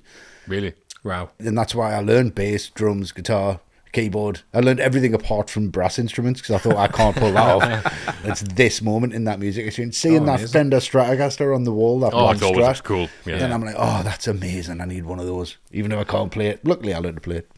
And then Ray Charles is the owner. I mean, it's nuts. We've had James Brown, John Lee Hooker, Aretha, and now Ray Charles, all in about half an hour. And every one of them totally takes over the film for 5 minutes, which maybe shouldn't work, but it does. it shouldn't. Probably because of who they are. We kind of want them to take over the film for a bit. Yeah. But I like how the music starts, where Murph's like, there's no action left in this keyboard. And Charles is like, really? Just pulls the shutter down. Yeah. I mean, it's not my favourite Ray Charles song, but I do love Shake a Tail Feather. And it's great, with Jake and Elwood dancing along. I love it. Love the segments outside as well of like hundreds of people that seems like dancing. Yeah. I know they weren't all professional dancers. Apparently Landis asked locals if they wanted to be in the film as well, which obviously you would. But yeah, I mean, Aretha and Ray Charles back to back. I mean, get out. Yeah. Absolutely. Yeah. And they're both just as good as each other because they both bring their own sensibilities and own flavour to it, and they both work together. And that's how good they are as artists. Like, if you have two genius artists, it doesn't matter what they sing or what they play, it's still going to just be perfect anyway. Yeah. And Ray shooting the shoplifters. Amazing. Brilliant. They're kitted out with like thick red shag, and he's like, "Oh yeah." Like, how does he remember it's red? That's hilarious. But he's like, "I'll buy them back if you for like 800 a piece." And he's like, "Yeah, well, depreciation, man. I'll absolutely love it. It's so funny." And filming this scene at Ray's musical exchange, the saxophonist Lou Marini said that before each take, the band members were messing about, pretending to take cocaine off the glass-topped display cases. By the third take, they were doing it for real. Wow. Mr. Fabulous was the instigator, according to Marini. So that scene, this is unbelievable. The bit where Jake and Murphy are at the countdown negotiating with Ray. In the background, they're half covered by Belushi, but you can see the band snorting coke off the countertops. It's in the film. My God. Yeah. Wow. Okay. All three of them bend over the counter at the same time. I mean, what else are they doing? Just looking at some effects pedals. Really closely. This one's got some reverb on it. Apparently after the scene, Landis yelled cut and went straight over to them and just went, "What the fuck are you doing?" It's a fair question. Very fair question. Still kept it in though. Yeah, cut the scene, not the cocaine. What are you doing? Universal had tried to pressure Landis to replace the music stars in the film as they thought they weren't relevant anymore. They wanted James Brown and Ray Charles replaced with younger R&B stars and suggested Aretha Franklin be replaced by Rose Royce, who were popular at the time. Car Wash, that's Rose Royce's famous song. Yeah, that's it. Not sure I'd prefer that to Think. No. Just the car going through a car wash. That would be it. Jake and Elwood. Jake and Elwood just on the bonnet as it comes back. Yeah. But then Universal did a PR push to get Aretha nominated for an Oscar, so they changed the tune. Nice, yeah, great. So that's our musical legends. Aretha brings the house down, Ray brings the street to its feet, and the Nazis are sharpening their pitchforks back at HQ. Yeah. The band have equipment and are ready to start gigging though. Yeah. So the band's back together and they need a gig. They head to Bob's Country Bunker thinking they play all kinds of music, and they're right, but they have to wing it with some country classics before ending up in another high-speed pursuit, this time chased by the police and country and western outfit The Good Old Boys. Yeah. Bit of a swinging tone musically, this one, Westy. So how was Bob's Country Bunker? Oh, I love Bob's Country Bunker. I mean, I never want to go, but I love the scene. Like, it just seems like it's going to stink in there. And there's hail bays on the stage, and there's chicken wire, and it's just walking in. What did they think? I mean, this is just Jake's genius of just like, we can pull this off. If we've got the best band in the world, we can do anything. Country and western, we do both types of music. I love that because it just gets the point across of like, people who are really into country and western music, that's all they listen to. But really works. And the dialogue in this scene's beautiful, and Belushi's performance is beautiful, and Bob comes in, "This is a beautiful place, Bob." And it's just so infectious, just the way he's got this energy to him. Like, let's set up for a sound check. Very, very quickly goes to shit. The band sound great, to be fair, for a tiny venue. Really Somebody do. to love, blast into that. It's like, this ain't no Hank Williams song. Turn everything off. And what do? They panic, and they go, "Does anyone know Rawhide?" Duck Dunn straight in there. Good country key. And then they're like the E Street Band, just straight, whatever song it is, we can do it. But I just love the scene because it's so ludicrous that they must have played Rawhide and Stand By Your Man about 70 times all night. Yeah. It makes absolutely nuts. Only 2 songs they know, and they end on it, and they just must have just played it over and over again. But then Belushi grabbing that whip and whipping it off the stage, and hits that woman's cigarette, and then the cigarette disappears, and he's straight, and then you know they're going to do Rawhide. And I love when Aykroyd just nudges him, and he's like, "Put him on, hit him up, move him on." And he knows you're coming in on that little bit, and it just works really well. It's great, I love it. And then the gig's over. They've drank $300 in beer. They're only going to get $200. How late are the Good Old Boys? Far too late, don't bother. Yeah. Just don't turn up. Like, we're going to go in there and start playing anyway. Like, they're shutting up shop. It's over with. And then you've got that line, which is just synonymous with me in this film, and I absolutely love it. You're going to look pretty funny trying to eat corn on the cob and no fucking teeth. buckle at that every single time. And Belushi just staying in character and it's like, I'm just going to lean on the government department and just write it out there with it. I see the pencil. It's so obvious he's going to just leave. Of course it is. Just the car starts up and he's like, It just snowballs this and just goes absolutely ludicrous and out the way. And this could have been, a 2 minutes, you've drank a lot, that's it, and just leave. But it's just, again, stretched out. It's played for laughs. And it's not the right place for the Blues Brothers. It's not the right place for us. But at this point of the film, it's sublime. Absolutely sublime. Yeah, Bob's Country Bunker. It's probably one of the best known sequences that's not based around soul or gospel or R&B. Yeah. I can't believe Give Me Some Lovin' goes down badly. I know. The most unrealistic thing in the film, that. Yeah, exactly. I am impressed with the band, though. They just have it in the locker to just smash a rawhide when they need to. In A. Good country key. Amazing. They must have thousands of songs just ready to go. Yeah. This is like a kind of wedding band, just taking any gig and playing anything they need to. I feel like the plot does kind of need it, though, because we've just had Aretha and Ray Charles back to back, and then ending up in a country bar where no one likes them is a nice change of gear, while still being a musical based around a very traditional American genre, straight into honky tonk, which is weird, but it all works. Yeah. And it's well written, I think, in the way it escalates, because starts with Stand By Me Old Man getting bottled, or the crowd just trying to kill them. It looks like it. It's celebration, isn't it? I have no idea. But then Rawhide brings the house down, obviously, and they end with more conflict when they drink the place dry and do one. So it's all really good. It's well written, a nice change of pace, and then obviously takes us straight into the next, not last, but next car chase. Yeah. Every gig they do, the Blues Brothers only play 2 songs, then fuck off. They do. Lazy. Every gig. And Bob's Country Bunker was a set built for the film on the Universal backlot. It stood for a while after filming and was also used in the Great Outdoors and was part of the Universal tour but was torn down.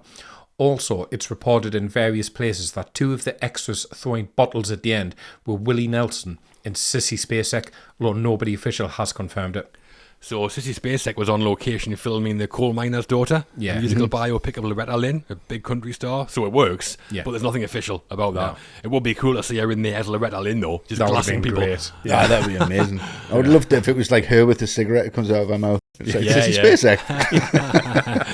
Yeah, so now we get another car chase, this time with the good old boys and the police, and that visual of the good old boys where they're on the bunkers at the top just looking out, it's really wacky races at this point. It is. This one is so cartoonish. Elwood's line, "Our blessed lady of acceleration, don't fail me now."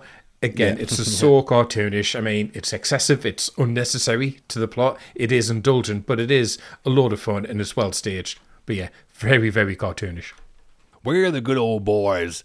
5 hours late. And then they're just like, someone took our place, right? Let's get after them then, should we? Ridiculous. Yeah.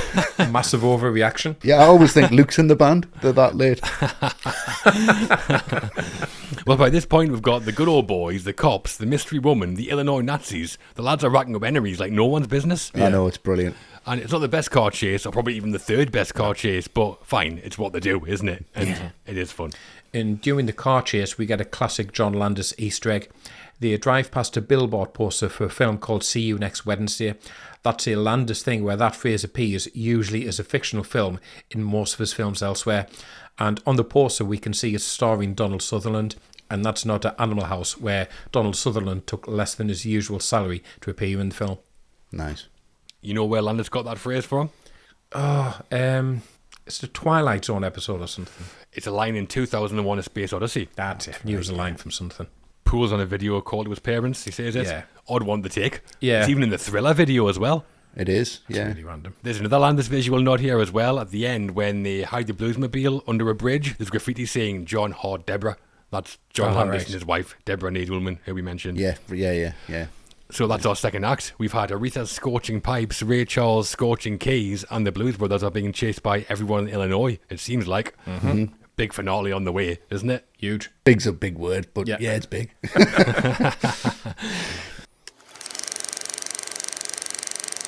The crew.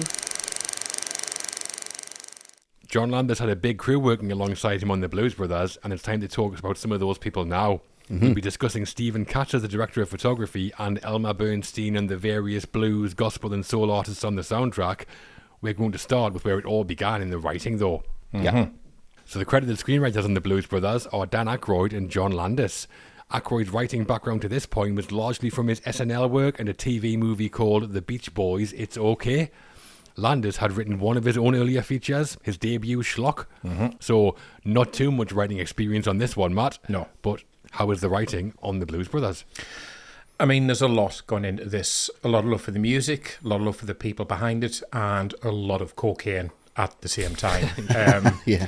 I mean, how much of this is improvisation? How much of this is people just riffing off each other? Not a lot of detail on the plot, as we said. Everything just tends to fall into the brothers' laps. Everyone joins them without much pushback. You know, there isn't actually any peril whatsoever in the film. Everything is going to be okay because it's all just about putting together a very loose framework for the musical sequences, for the action sequences, and that's all it's really concerned about. You know, it's certainly not concerned with logic or depth or character arcs as such. It is just an SNL sketch run right because they've got the budget to do so. So that's part of its greatness, but it's also, you know, its greatest weakness because, you know, you can't imagine sitting down and reading this and then making one bit of sense. So I think the script, such as it is, it just has a functional purpose, and that John Landis has one to show the money men. Yes, we've got a script. This is what we're going to do. These are the scenes. But it doesn't have much of a purpose outside of that. Like I say, it's just providing a very loose framework for everything to spiral off from. Yeah, I think it is. I mean, to start with, it is a great concept. Two brothers on a mission from God to save an orphanage is a musical based around gospel music and the other music genres that kind of followed from that. That's some elevator pitch. So there's a great starting point. I'm not sure you could say the writing is particularly great narratively, to be honest. No. Because once we have the story, the film basically just goes from one set piece to another. Either a car chase or a big musical number. The bits in between are fairly thin. They need money, they go to a venue, music happens, they escape, there's a car chase, and then just repeat that for 2 hours. Yeah. I mean, that's not necessarily criticism, though, because I think Aykroyd and Landis know the music set pieces are kind of the point. Yeah. It's written essentially as a vehicle for the likes of Aretha, Ray Charles, and the rest. So in that sense, the script is doing its job. It's got to kind of function to get us to the next big name in an engaging way and funny way, and it does that. I do wish it did those kind of segues a little bit better, though. There's not a huge amount of dramatic tension. The mystery woman pops up every now and then, so do the Nazis and the cops, but they never pose any real threat. The conflict feels very surface level to me. I think if they pulled that off as a brilliant piece of storytelling with all the set pieces as well, I might have been calling this like a near masterpiece or something. But what the writing does do really well, I think, is creating character voices. Like Jake and Elwood are totally distinct. Even with little dialogue, you know exactly who's talking at any point in the script, because Elwood's all flat deadpan, Jake's all bluster and loudness, and the world building is good as well, with the mission from God, the bluesmobile, the religion being like real and tangible. That all works great. So to me, the writing has some brilliant bits in there, though not as developed as it might have been, and it's there to do what the concept needs to make it kind of jump off the screen, which it does. So the writing's definitely there, and it does definitely work. Yeah, I mean, it supports belief without being overtly religious. It supports anti-racist views without necessarily throwing that down your throat. It supports the music that was forgotten. It supports a culture that was unappreciated and misunderstood at the time, which I think those 4 things are really important to put across in the writing. I think they're really important to Aykroyd. So I think it's a very good formula, in which case to put these 2 guys into it and know that they're going to get away with it, and we're going to have a lot of fun as that happens. But I mean, if you think about how a screenplay gets a book where the screenplay is printed, I'm going to buy the Blues Brothers screenplay. Like, you wouldn't, would you? No. It's not Pulp Fiction, is it? No, exactly. The only thing that we got off the back of this, like as a novelization, was the Sleaze Brothers comic. Did you ever read that? No. It came out, it was just basically drawn exactly the same. I think it was a British comic. So I saw that and I bought the episode. I think there's only about 3 editions of it or something. But that's about as far as you can go with this. You create a comic out of it. You make it funny and make it ludicrous. Yeah. I think the set pieces are already done, and it was just a case of pushing them together. Let's just put some pointless characters in there. Let's take the piss a little bit, and let's just link all of these set pieces together and make sure we've got the musical numbers we need. But it works. It's fun. It's joyous. It's fantastic stuff. And I think it's the dialogue that really flows for me. Every member of the band has got maybe little something to say, a little bit of personality, 1 line here, 1 line there, but they're always funny. It's always cool. It's great, like when Willie sits down and he's like, so Jake, you're out, you're free, you're rehabilitated. What's next? What's happening? What you going to do? You got the money you owe us, motherfucker. It's just absolutely brilliant the way that's just set up as like this really playful tone and then just straight back in. But yeah, I mean, Aykroyd's presented this to Landis. Landis has went, that's going to be so much fun to make. What else can we explore? Let's bring back rhythm and blues music because we love it so much. Right, let's do that, but let's make it really fun. Which they do. Yeah. So as we've touched on, the origins of the Blues Brothers goes back way before the film and John Landis. It's quite the story, and Matt, I think you're desperate to tell it. Desperate is not the word I would use, John. I thought you'd gone there. No. I was like, he's that desperate he's left. Burst into life there. But I will tell it nonetheless. So, Okay. Dan Aykroyd had went to Carleton University in the early 70s and would regularly go to blues gigs like Buddy Guy, Junior Wells, Sonny Terry and Brownie McGee. This led to him developing an obsession with blues and soul music, and he even opened his own bar in New York called the Blues Bar. Yeah, he said that if he'd ever studied it somewhere else, this film would probably have never happened. Wow. But I think it's always a good starting point for something creative, isn't it? Like a passion or an obsession for something. Mm-hmm. Yeah, and as creative as Aykroyd is, he could have come up with a better name than the Blues Bar, surely. Does what it says on the tin. Exactly. John Belushi, though, he'd developed a love for blues music when he was filming Animal House, and he met a blues harmonica player called Curtis Salgado. Belushi started hanging around with Salgado to learn as much about blues music as he could. Robert Cray's harmonica player, Curtis Salgado, so some pedigree. Right. And that's why Calloway's character in the film is called Curtis. He's named after Curtis Salgado, which is pretty cool. Oh, nice. And then on SNL, Aykroyd and Belushi bonded over their love of blues music and came up with an idea for a sketch that involved them being the lead members of a band. The first incarnation came in January 1976 as Howard Shaw and his all-B band. Yeah, the same Howard Shaw from Lord of the Rings fame and Yeah. everything else he did. Wow. He was the first musical director on SNL, and apparently he came up with the name the Blues Brothers for the band. Brilliant. Yeah, and that first version, they're playing blues music, and it's really good, but Aykroyd and Belushi are dressed as bees. It looks ludicrous. Nowhere near as cool. No, definitely not. So Aykroyd and Belushi developed this idea, and in April 1978 they performed again. It was the same band, but now they were called the Blues Brothers and were dressed in the black suits and hats and were wearing Wayfarers. It's pretty fascinating because it shows the importance of getting the identity right. Because those two performances, the music's just as good, they just look different. When it goes from this is weird to this is awesome, just because they're dressed differently. Yeah. And they went down so well with audiences that record companies were interested straight away. Aykroyd and Belushi signed with Atlantic Records and released their debut album, A Briefcase Full of Blues, in 1978. Atlantic, of course, the home of Aretha, Ray Charles, and Led Zeppelin. Huge blues fans, obviously. Yeah. So when Aykroyd and Belushi came back on SNL in November 1978, like we talked about, the one hosted by Carrie Fisher, that was because they were promoting A Briefcase Full of Blues. Right. Makes sense. And the album was recorded live at the Universal Amphitheatre in Los Angeles while opening for Steve Martin. It got a #1 on the Billboard 200, went double platinum, and according to Aykroyd, hit about 3.5 million in sales. Very nice. Wow. Wasn't that always the shtick? Like when they came on for that performance, didn't he have that briefcase that was handcuffed to his wrist? Yeah, that's And the, that's yeah. where the briefcase full of blues things come from, That's right? the thing, yeah. Soul Man was the first single from it. That went to number 20.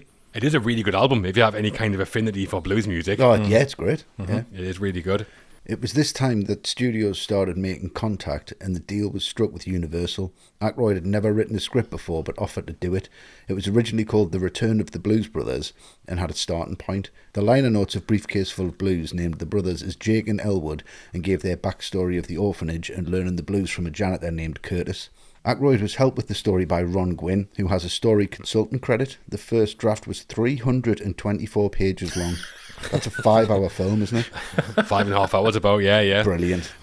Well, Aykroyd said that as a joke that when he turned the draft in, he bound it in the covers of the yellow pages. It was that big. And apparently delivered it by chucking it over the fence of the producer, Robert Weiss. Here you go. Brilliant. Boom. On the guard. Yeah. Have that.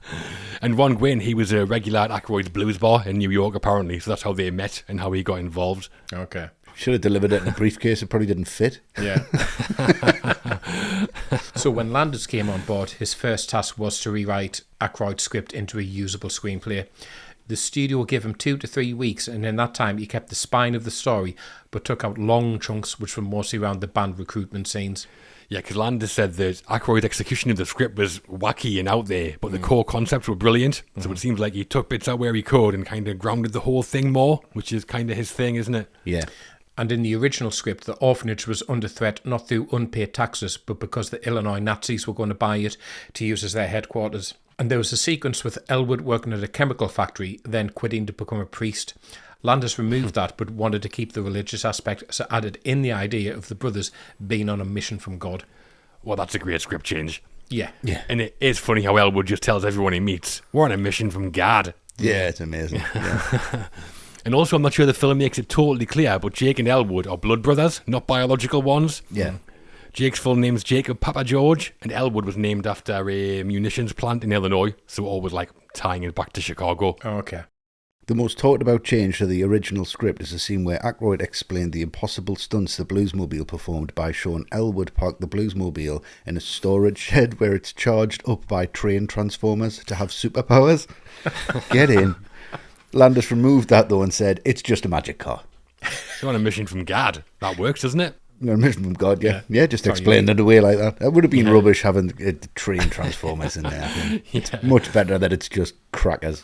Another scene that was cut down was when Elwood's at the service station at the end and he starts flirting with Twiggy. Another nice cameo. But that ended with Elwood being so mesmerised by Twiggy that he like absent-mindedly flicks a cigarette and the whole station just blows up. Yeah. They built a huge set for it and then just went, nah, we're not going to do that. No wonder the budget went over. I know. No, that's too far. Yeah. It reminds me of that scene in Dumb and Dumber, when he sets fire to himself. Just give me the goddamn number. Yeah, that is funny. For their work in writing The Blues Brothers, Dan Aykroyd and John Landis received no Oscars recognition. No surprise given the type of film it is. No. But for us, brilliant concept, some brilliant character work, and the narrative held together by some of the best musical sequences out there. Yeah. Yeah, definitely. And a bit of glue. A lot of glue, yeah. And loads of cork. It's all about the music on The Blues Brothers, and it's split a few different ways. The credited composer is Elmer Bernstein, Hollywood legend with 85 films behind him at this point, including The Ten Commandments, The Magnificent Seven, To Kill a Mockingbird, and The Great Escape. Not too much blues in there. No. But the bulk of the music comes from the catalogue of blues, gospel and soul tracks performed by various artists, as we've been talking about. So a mixed but very impressive bill, Westy. Yeah. How was the music on The Blues Brothers? You don't have the music, you don't have the film. I think it's absolutely instrumental, but it also paved the way for other films to just have cool retro soundtracks. I think Scorsese took a lot from this, Tarantino took a lot from this. Some incredible tracks on here. One of the very best soundtracks I think ever made. And the funny thing for me is I don't really hear people reference the Blues Brothers as a musical, as like an out-and-out musical. I think they'll just say it's an action film or it's a comedy music. The lines are totally blurred, but I mean it is 80%, 85% music, and the songs absolutely smash every single time. I mean, we've talked about the people involved: Aretha Franklin, Ray Charles, James Brown, just to name three that we've already spoken about. But then you've got like the songs by the Blues Brothers themselves. And to open the whole film, there's nothing cooler when he's walking out the prison and you just hear the start and kind of beat up a She Caught the Katie when it's dun dun dun dun dun dun, and then the brass kicks in, dun dun, and then the drums. You've got that drum fill, and then we're into the film. She Caught the Katie's great, just huge songs, and the main thing, it has the momentum that it does drive the entire film. We've already talked about that, and that's fine. But I think the most important thing about this soundtrack is that this music wasn't necessarily cool at the time. It was disappearing. No. Disco was coming in. Yeah, it was. And the soundtrack's not only amazing, it's also very relevant and very important. I agree. I mean, it's a musical, obviously, but I think more than even most musicals, the music isn't a supporting act. It's the reason the film exists. Yeah. Because, like I said earlier, I think the plot is mainly there to get us from one performance to another. And I think that's why when you're thinking about the Blues Brothers, you're not thinking about Elmer Bernstein. I think a lot of people will be surprised to hear us say he was there. I keep forgetting about that. I didn't mention any of that. Well, exactly, because you're thinking of all the big blues and soul artists they've got. Exactly, yeah. And it's some roster. We talked about some already. Aretha and Think is my favourite. I love Shake a Tail Feather. And coming up, Everybody Needs Somebody to Love, Sweet Home Chicago are fantastic, Jailhouse Rock, still a total banger. Yeah. And there's others that aren't set pieces but on the soundtrack, because we hear Hold On I'm Coming by Sam and Dave and the Bluesmobile near the start. Love that song. The Peter Gunn theme is one of the non-diegetic pieces. How good's that? That's amazing. I mean, it's like a greatest hits collection, and they're all delivered by either the original artist or world-class session musicians. And Landis gives them the respect they deserve, because all the set pieces are staged and shot like they're the centrepiece of a musical, because they're good enough to be that. I mean, we'll continue talking about the music as we go. Obviously, you kind of have to. But it's a great idea to showcase this kind of music that usually doesn't feature in musicals. Yeah. And they pull it all off brilliantly, I think. and have every single song from start to finish in its entirety. Yeah, great. Love it. Which is wonderful. Yeah, the thing for me is every song is as memorable as each other. I don't think this would work half as well if the only highlight was Shake a Tail Feather or Think. Each of the other songs has to have its moment in the film. It has to have importance, have the same energy. And I think what helps that is the genuine love and respect they obviously have for the music. I mean, they could have just relied on the big names to sell this, but they don't. They bring in names that only real blues enthusiasts would recognise. Yeah. But are incredibly pivotal to the genre. I mean, Aretha Franklin's sister is in there, who had her own career. I mean, not as big as Aretha, obviously, but she had one. And they've got there in the Think sequence because she deserves to be in there just as much as her sister does. So it's not just the fact that the music is great, because it obviously is. It's how much love and respect it's still given on screen to every single person who contributed to it. Yeah, I mean, just having Aretha in that scene would still be incredible, but nowhere near as good when she's got them three with her, just backing her up. Yeah. Oh, yeah, the three dancers, I love them. They're great, Absolutely fantastic. And when Aykroyd and Belushi first formed the Blues Brothers live act, they were helped by the SNL keyboard player Paul Schaefer to put the band together. So it was Tom Bones Malone on trombone, Alan Mr. Fabulous Rubin on trumpet, and Blue Lou Marini on saxophone, who were all part of the SNL house band. Matt Guitar Murphy and Willie Too Big Hall on drums were established blues session musicians who Schaefer knew, and it was Schaefer's idea to report Donald Duck Dunn on bass and Steve the Colonel Cropper on guitar, and they were the rhythm section of Stax Records house band and part of Booker T and the MGs too. Amazing. It's the only reason I've got a nickname. It's the only reason I'm called Westy, just in case I'm in a blues band. Yeah, well, Dunn and Cropper was some catch. Steve Cropper's one of the most legendary session musicians like ever. Yeah. He co-wrote and played on Sitting on the Dock of the Bay by Otis Redding. Yeah. Right. He's in Soul Man by Sam and Dave, so where they played Steve, they're talking to Steve Cropper. Nice. Ringo played with him as well. Don't forget Ringo. Don't forget that. But apparently when Belushi first called Cropper to ask him to be in the band, Cropper thought he was having a laugh and just hung up on him. It is some band, though. I bet Aykroyd and Belushi couldn't believe their luck. They were being backed up by these guys. Yeah, exactly. Is that where the phrase coming up with Cropper comes from, do you think? And actually got him in? Maybe. I hope so. So before filming, Schaefer had committed to direct the music on a Broadway show called Gilda Live, so couldn't be in the Blues Brothers. Belushi took it personally and sent a memo around saying, Schaefer is out, he will never be a Blues Brother. Which I really think works for the film. So I think if Schaefer's in, you see too much of the Saturday Night Live connection. Maybe, yeah. Because you recognise Schaefer from that. And I think getting Murphy Dunn in there, he's great because he just balances the middle. There's nothing much for him to do, but even when he's playing tambourine on Shake Your Tail Feather, he's fucking brilliant because he just fits in the band where he needs to. Yeah. Murphy and the Magic Tones, you wouldn't get that either. Exactly. And as we've mentioned, the credited composer on the film is Elmer Bernstein. He came to be hired after working with Landis on Animal House and wrote the musical cue that we hear in James Brown's Church called the God Theme. Ira Newborn is also credited in some sources, and he said he was hired to supervise the music after Paul Schaefer pulled out. Yeah, the God Theme is a piece of music when the light shines on Jake in the church. Yeah. It's all choirs and stuff, very ethereal. Yeah. It's really good, but obviously just buried beneath all the blues. Yeah. Well, sticking with the music before closing off, it's time for our next ATR and Patreon question, and it's coming from Andrew Shaw. Hello, Andrew. Hello, Andrew. So, straightforward one, Andrew asks, what are some of the great musical performances you've seen live? You've seen a load, Westy. You've shot a lot, haven't you?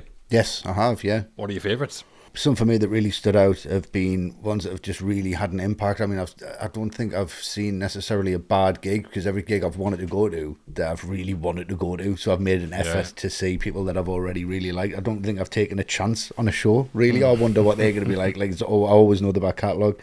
But I was just thinking of some that really stand out. I went to see Paul Simon in 2018. Oh, lovely. He's one of my favourite songwriters of all time, and I think he's absolutely incredible. And he was playing Manchester Arena, and he played Sound of Silence last. Nice. And honestly, nobody said a word. Right. And he finished and walked off stage, and people just clapped, and everyone just stood and just looked at each other as if we're just all best friends, and just started like arms around strangers, and it was just absolutely incredible. Did he play Me and Julio down by the schoolyard? Yes, and he played America, and when he started playing America, I mean, I just completely lost it. I just cried from start to finish. Nick Cave, anytime I've seen Nick Cave and the Bad Seeds live, absolutely incredible. Anytime I've seen Springsteen's been incredible, just Of course. life affirming. Iron Maiden is probably the loudest gig I've ever seen. I've seen them about 7 times, but that's always really great because I just feel like a kid again. But one time that really stood out was in a festival in the late 90s or early 2000s. And were you there, Matt? Because we went to one. We did. And I went to see REM, and they were absolutely unbelievable, even at a festival, and everyone just knew everything. And then I went to see Cypress Hill by myself at that same festival, and that was incredible. Great memories of that. Big fan of Cypress Hill. So yeah, that's a mixed bag, but that's very much me. Best live music I've seen is a few different gigs. I'd also say Bruce Springsteen. Saw him at the Stadium of Light a few years back. Yeah. And he was superb, 3 hours. Yeah. So he still got it. Yeah. Also saw Oasis many times, 6 or 7, I think. They were always huge. Yeah. Ryan Adams at Manchester Apollo. You were at that one, Westy, I think. Yeah, in the front row, didn't he? How mad, wasn't he? Had a lightsaber on stage. He did. He knocked a bottle of wine over, yeah. These things happen. My favourite, though, is 2006, Twickenham, The Stones. Right, yeah. Luke was at that one as well. I mean, they're my favourite band. I've got a tattoo. And they were incredible. Jagger had about 10 costume changes. Did Sympathy for the Devil, dressed like Willy Wonka. Amazing. Great day, that. Yeah, I mean, Springsteen would be on the list as well. I saw Kings of Leon, and that was notable because this was long, long before they blew up. It might have only been around the first album. Oh, nice. When they were good, like, you see them playing stadiums. This was literally at a university, like, student union, and they were incredible back then, like I say, when they were good. I've also seen the Pogues once, and this was obviously a Christmas tour, and Wow. so memorable because when, like, Shane, like, shambled on stage, I've never seen someone look as pale as he did. Right. And this was years and years before he passed. But even then, he just looked like a ghost.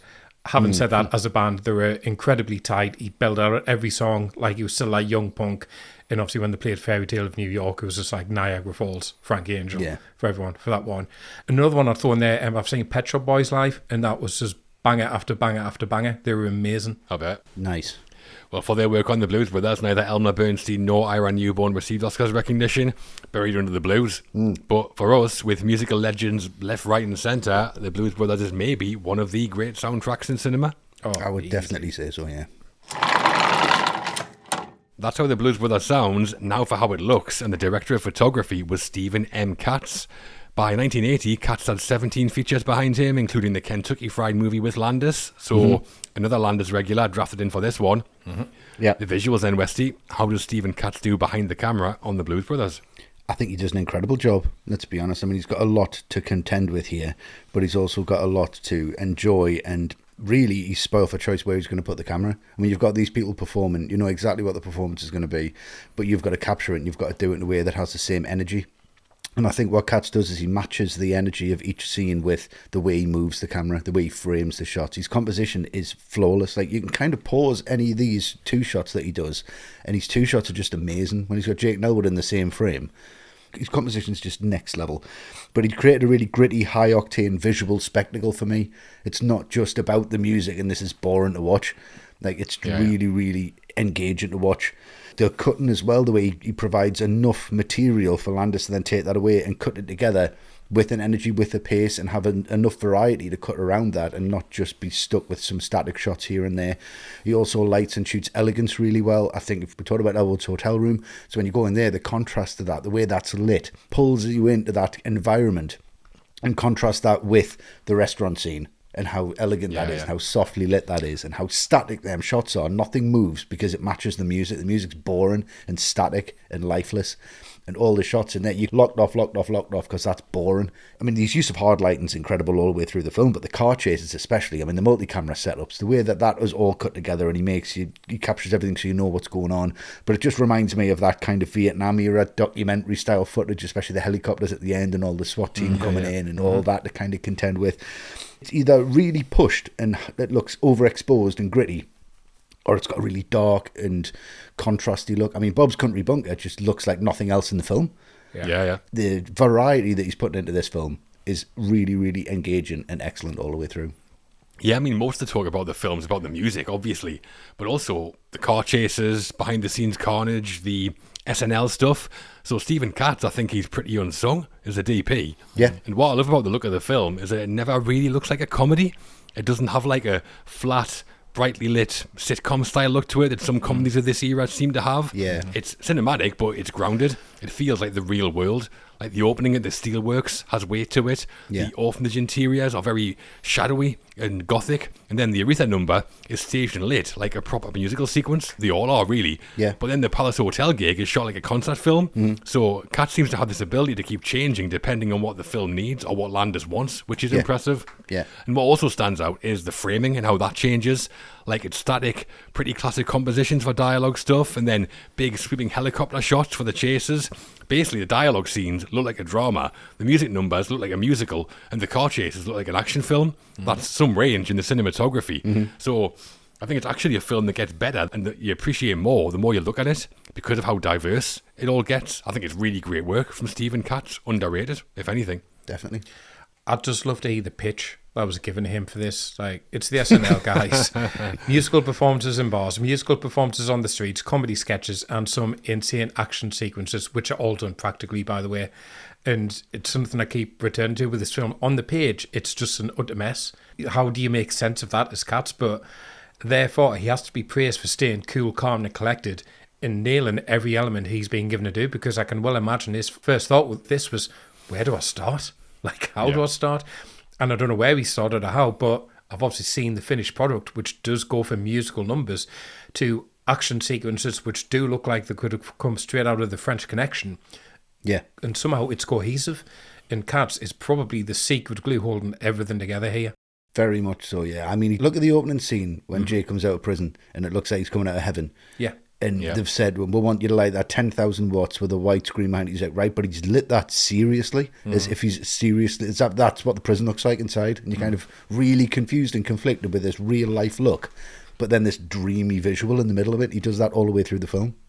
He does, and all the different kind of styles he's dealing with, it all stitches together really well, somehow. Somehow. Yeah. That's the mystery. Stephen Katz cited one of the biggest influences has been Chester Gould's Dick Tracy comic strip from the 1930s.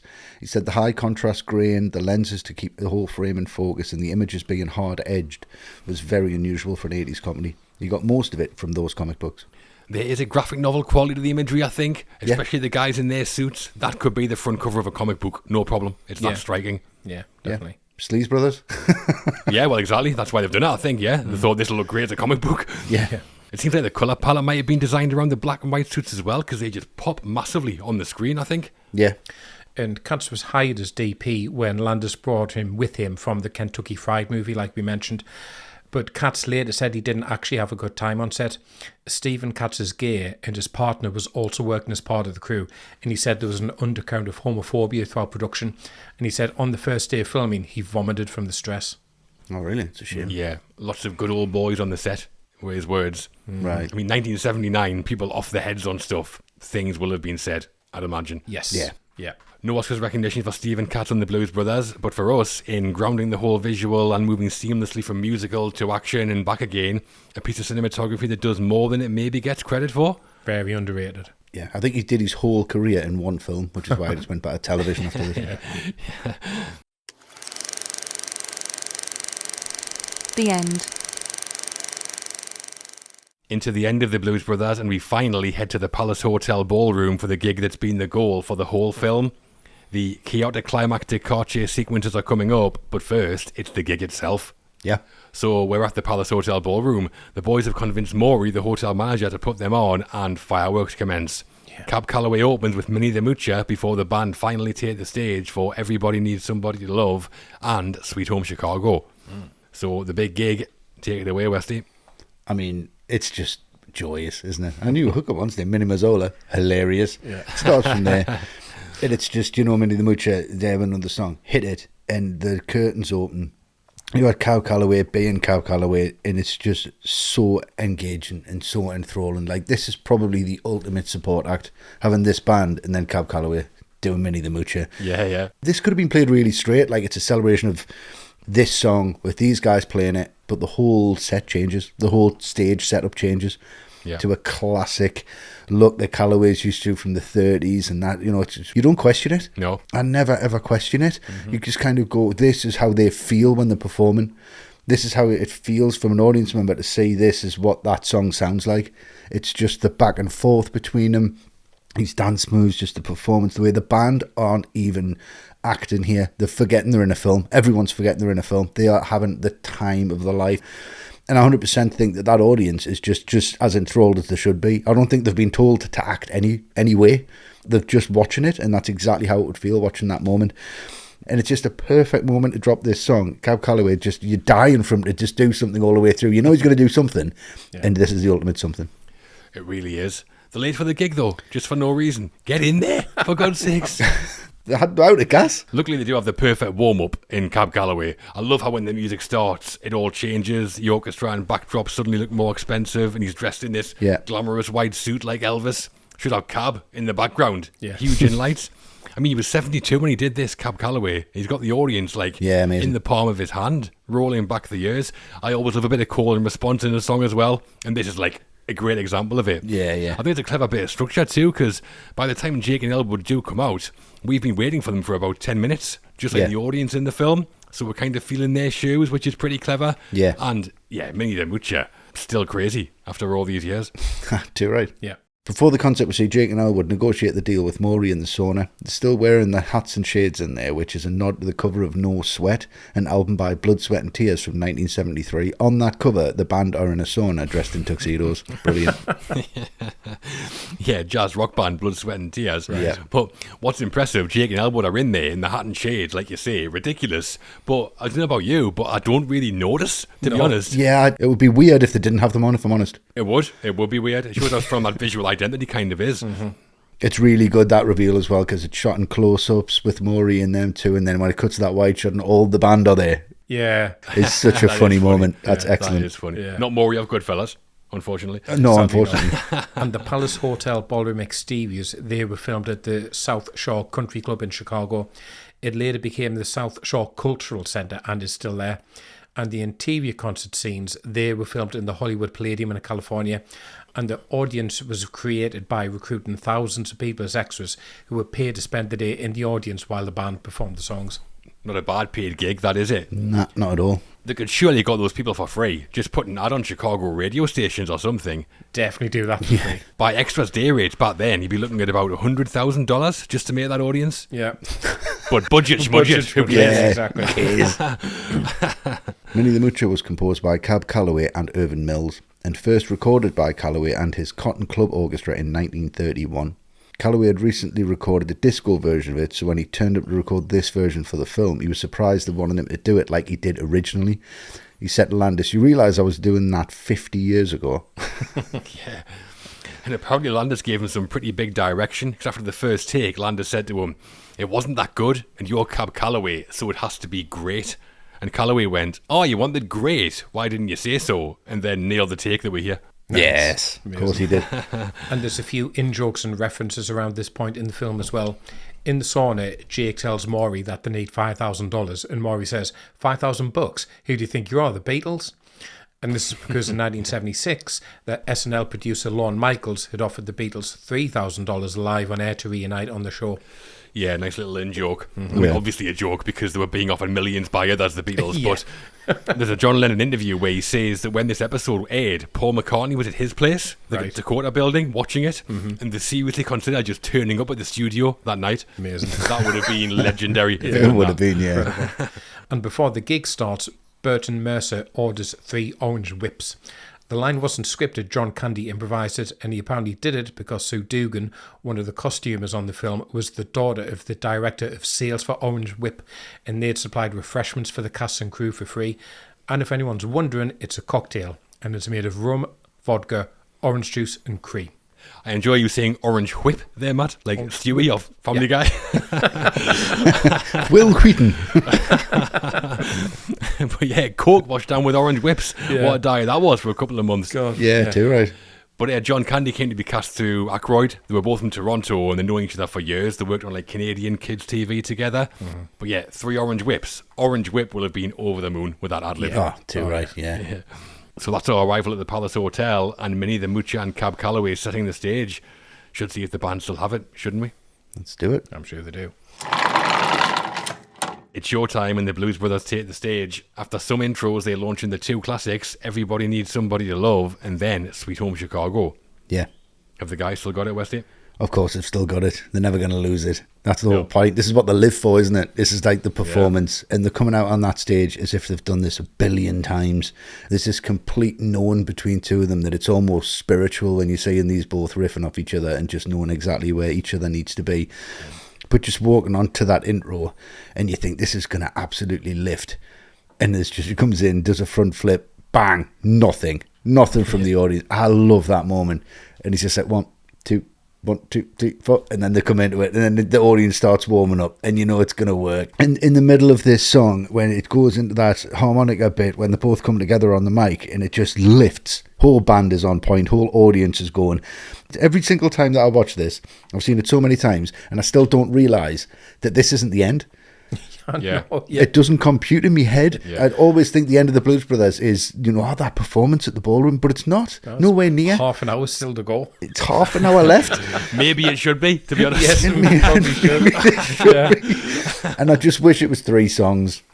I wish they'd done 1 more, and then I wish it was 4. And because we know that it's so good, it's such a good setup, it's such a good payoff. They had to just do 2 songs and then remember it's a film and not a concert film. But they didn't do that. They just went, we're going to do this massive setup, have this massive gig, play 2 songs, and then they just get 10 grand out of nowhere, which is ludicrous. Yeah. And then Willie's been let down by them. They still owe him money, and it's like, you and the band just keep on playing. And he's like, at what point did the band stop playing? They're still there now. They're just still there now, going for it. It's just, you can hear them going for it. That band can make any amount of money in the right place, and they just had to get to the right place, and this is it.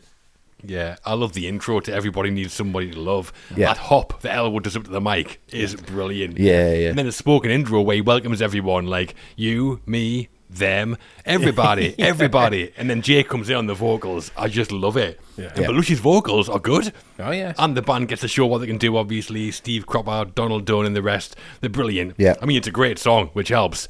But it's a song about community and togetherness, so it ties back into their mission to save the orphanage. Yeah. And then Sweet Home Chicago comes back to one of the film's MOs around showcasing blues music, and Chicago as a location. So that's a perfect choice as well. But 2 songs, that's it. That's it. That's the gig. Out of there. The door charge was only $5 or something, wasn't it? So Yeah. And then they were into the Clarion Records exec backstage with $10,000 to do an album. That reminds me of Wayne's World. That bit really does. But Clarion was a real label that was tied to Atlantic in the 60s, but it had gone bust by 1980, so that's a nod to that, presumably. right. But yeah, after the last 2 hours, when the Blues Brothers take the stage, it has to be good. Yeah. And it is. I think it's superb. Yeah. Yeah, I mean, I think Elwood's intro to the song, one of the greatest intros to a song ever, but one of those ones where only that one actor could pull it off and no one else comes close to that rat-a-tat delivery that Aykroyd has. Yeah. And that really makes a song for me because it's just pure energy once it gets going. And there's a lot resting on this scene. This is the performance. This is the Blues Brothers that we've been hearing about, so it can't disappoint. Needless to say, it definitely doesn't. It's pure joy. It's the type of scene where if you don't have a huge grin on your face by the end of it, you've probably died. Oh, you deserve to die. Oh, you deserve to die. How do you not smile at this? He does that rat-a-tat delivery right in the middle as well, doesn't he? When he does that speech, and he's like, when you find that, well, hold up, woman, hold up, man, squeeze, please. Only he can do that, yeah. Yeah, it's so good. Oh, it's superb, yeah. Everybody Needs Somebody to Love was written by Solomon Burke, Bert Burns and Jerry Wexler and released by Burke in 1964. The version the band play, though, is closer to the 1966 version by Wilson Pickett. And Sweet Home Chicago is a blues standard written and recorded by Robert Johnson in 1936. The band's version is much more like Magic Sam's West Side Electric version in 1967. But he does say that's for Wilson Pickett, right? Or that was one by Wilson Pickett when he finishes the song. Yeah. And when they start Sweet Home Chicago, Jake says this is dedicated to the late, great Magic Sam before they kick into it. So, great. A couple of bluesy bangers. Nice. But just before shooting the concert scene, Belushi was outside the Hollywood Palladium and borrowed a local kid's skateboard. Of course he did. Why? I don't know why. Shooting a film? Yeah. Obviously, he fell off and injured his knee, so Lou Wasserman, the head of Universal, called the top orthopedist in LA and made him postpone his weekend until he could shoot Belushi up with enough anesthetics to get him through filming. This guy needs more drugs in his system. Yeah. That's what he's missing. Yeah. Well, yeah, exactly. Yeah.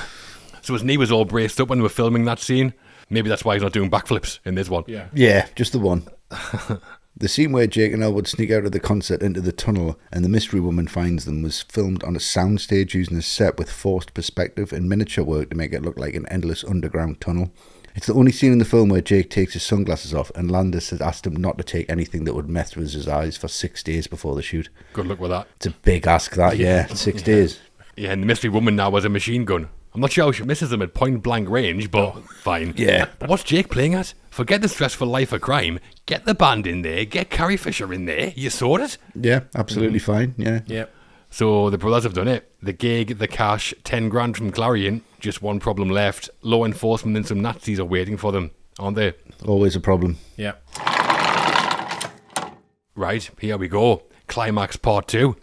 The boys have got their money. Now they need to get from the Palace Hotel to the Cook County Assessor's Office to pay the orphanage's tax bill before the deadline. Yeah. Standing between them and there, though, is every cop, Nazi and good old boy in the state.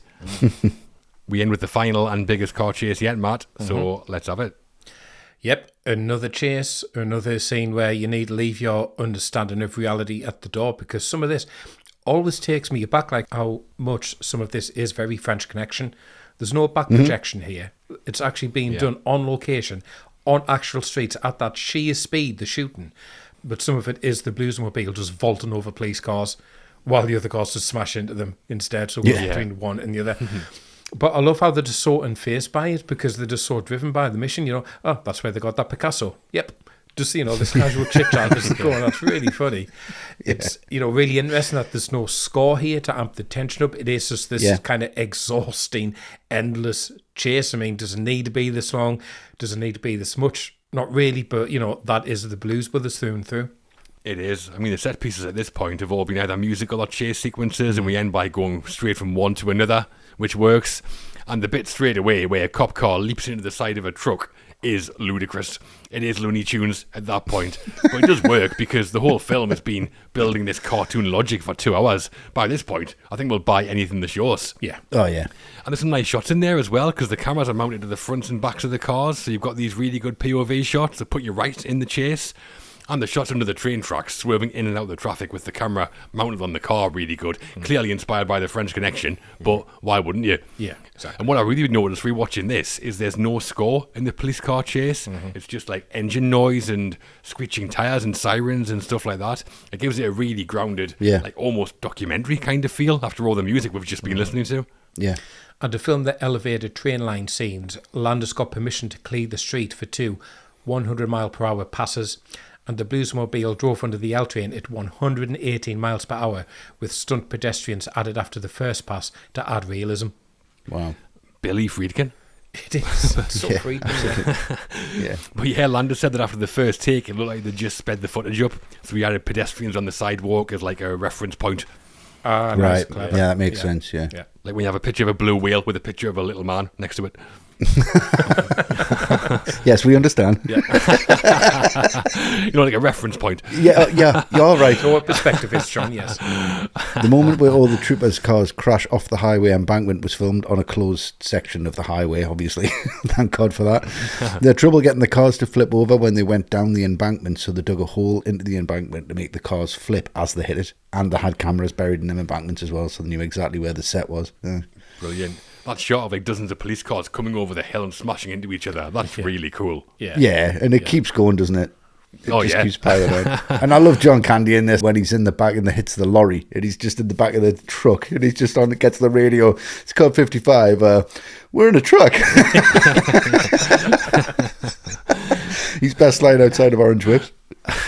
And the production bought 60 old police cars for $400 a piece, and there were 40 stunt drivers.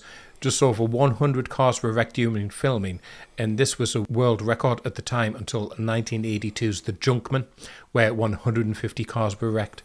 That's right. And then The Matrix Reloaded did over 300, and then Transformers Dark of the Moon over 500. Yeah. Nuts. It's Michael Bay for you, isn't it? Of course it is. Bayhem. Yeah. So from there, we've got away from the cops. So much so that they've piled up under the L train and they're firing at them out of pure frustration because they're never going to get to them. Obviously, they're on a mission from God. So who have we forgotten about?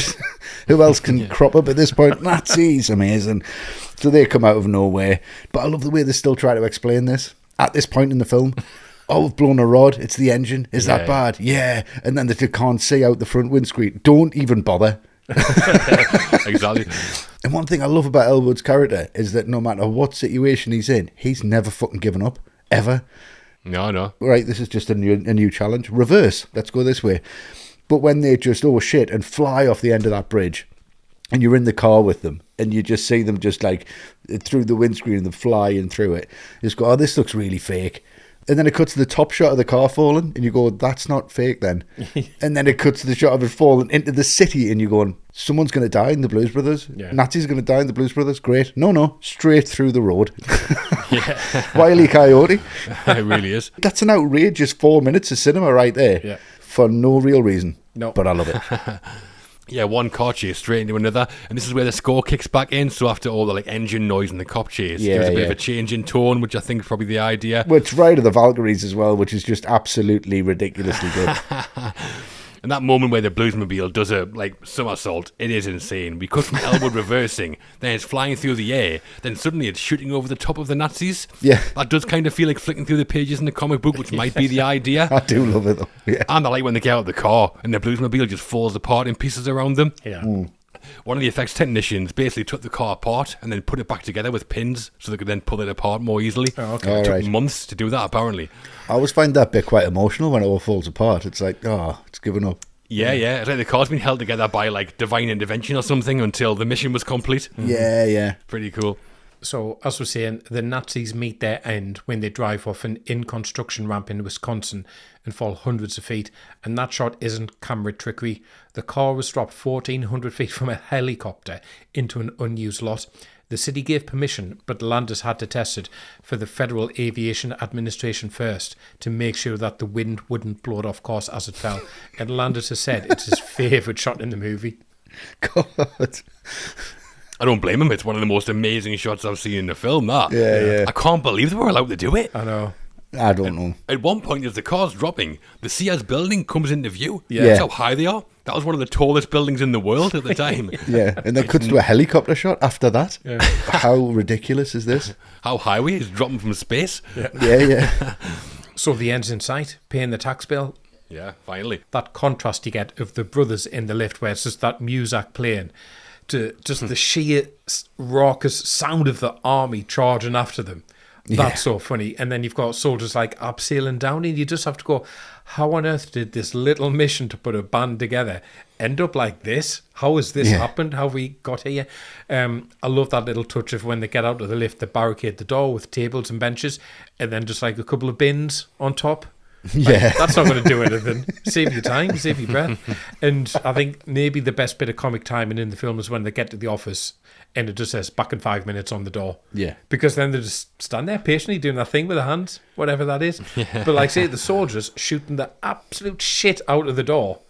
I mean, again, very, very Blues Brothers because it's excessive. It's huge. I mean, that shot of all the soldiers taking aim at them, that is so ridiculous. Oh, it's great though. It's the film in the nutshell. Yeah. It is, yeah. The car chases are done, but the craziness certainly isn't. No. Because they get to the Daily Plaza and like hundreds of National Guardsmen are there with the rifles raised. They've got a Sherman tank for some reason. And then Spielberg's in there. Spielberg's in there. Like a Landis trademark is he likes to cast his pals in his films, and that's why he's in there. Nice to see him though, obviously. Obviously, yeah. He's good in it as well. He is pretty good, yeah. Especially in like the important moment where they finally pay the orphanage's bill, because Spielberg gives it away just by kind of being Spielberg. Yeah. And all of the Daily Plaza scenes were shot on location over a 3-day Labour Day weekend. As well as all the stunt cars we mentioned, there were 17 ambulances, 60 police officers, 400 troops, 350 guns, 150 batons, 4 Sherman tanks, 3 helicopters, and over 500 extras. The total cost was about $3.5 million. That is ridiculous. I mean, 4 tanks. 4. But even the shot of the Bluesmobile crashing through the centre's window was real. They just smashed the place up. It's mad. Yeah. That Mayor Jane Byrne must have just hated Richard Daly. Yeah. Be my guest. Yeah, do anything you want to it. Yeah. It's not over just yet. After Jake and Elwood pay the bill, they then pay the price. The film closes out with one final musical number, the whole band performing Jailhouse Rock for their fellow inmates in Joliet Prison. A good way to wrap up, Westy? Yeah, it's such a joyous way to wrap up. And every time I see this sequence, I think how exciting it must have been for an audience in 1980 to just sit in a theatre with people and feel this real sense of community. Because what an ending this is. Just not a dour note. It is a dour what's happened, but at the same time, nothing gets them down. No matter where they are, they're bringing the party, and that's absolutely fine, and that's what they do here. I love the way that it goes to different characters, and they all get a line of the song. Kind of reminds us of the end of Predator a little bit. Yeah, I know you mean. Yeah. The sitcom style ending, yeah. Yeah. But all the solos that all of the musicians have got are absolutely spot on and perfect, because it's all of their personalities in literally 8 bars each or something. I just love the fact that they didn't end this with a prison break and the Blues Brothers have disappeared, or they've got away, or the band's not there. Another car chase, imagine. And yet another car chase. God, never-ending car chases. Using the 4 tanks, just chasing each other really slowly. But I do love that about the ending. I can see people walking out the theatre when this had come out, just smiling at each other, going, "I've had a really, really good time there." Don't know what I've watched, but I've had a very good time. Yeah, Jake's gone full circle back where he started, and now he's taking Elwood with him, and the rest of the poor band who thought they were just getting a nice paid gig. Yeah, exactly. Locked up. Yeah. I do love Jailhouse Rock, so it's good to hear the band's version of it, and it's a pretty perfect end note, I think. They're in prison, but the band are back together, so now they have a kind of new mission, and it's a great final image of them on the stage. Yeah. Yeah, I mean, they look delighted to be back in prison, and to be honest, you can't, they're really happy. But to be honest, you can't blame them, because they've got a captive audience. They've achieved what they needed to do, which was save the orphanage. And now they can just do what they want to do, which is basically do this every night, to the point where even the guards are probably getting into it and having a great time. And then I do love how everyone just gets their moment to shine in the end credits, but particularly I love the fact that it's not Elwood and Jake first, because they're not above anyone in this film. They get their credits in the middle because it doesn't matter to them. It's not an ego thing. Everyone is as important as everyone else, so it's a perfect way to wrap things up. Yeah, really good point. There's another famous musical face in the Jailhouse Rock scene. A few years before this, Belushi had befriended Joe Walsh, the guitarist from the Eagles, and at one of their concerts, and he appears as one of the inmates. He basically incites the riot, which is very Joe Walsh. Yeah, he jumps up on the table. The inmates all follow him. That's Joe Walsh, yeah. That's the final cameo, and that's the end of the Blues Brothers. Mission accomplished. Yeah. We've had a great, if short, concert, a huge car chase, and the orphanage being saved. As endings go, they wrap it up quite nicely. Very nicely. Beautifully. Reception and awards. So that's how the Blues Brothers was made, and the film hit cinemas on June the 20th, 1980. How did it do? Well, Matt's been on a mission from God his whole life to gather box office numbers. So, Matt, you got the breakdown for us? I have. So, final production budget was $27.5 million. And on that, the Blues Brothers grossed just over $115 million worldwide, making it a pretty big hit. And on its opening weekend, it was number 2 after The Empire Strikes Back. And at the Oscars, the film received no nominations and therefore, obviously, no wins. I imagine Universal would have been hoping for more, given the budget had ballooned and with all the star names they had. Yeah. Maybe. The film kind of grew in status over time, though, I think. Yes. Yeah. Oh, definitely, yeah. Number 1 and 2 for Carrie Fisher as well, that's great. Yeah. Yeah, that's a great one too, Punch, yeah. With the film being a homage to lots of black artists, some theatres refused to show it. Ted Mann of Mann Theatres told Landis he would only show the film in predominantly African-American areas. He said white people wouldn't want to see it and didn't want African-Americans going into his theatres in white neighbourhoods. According to Landis, he said, "I don't want any blacks in Westwood," just being openly racist in a meeting with a Hollywood studio. Right. But in 1980, Mann Theatres was one of the most influential chains in the US, so that might have been a reason why the film underperformed at the box office. Right, fair enough, okay. On to the critics now, and as ever, we'll start with the good old boy himself, Roger Ebert. Yeah. What did Roger make of the Blues Brothers, do we think? 3. Oh, he loved it. I'm going to go, not full whack, 3. You're correct. 3 stars out of 4 from Rog. Boom. You're getting the hang of it, Westy. Thank you.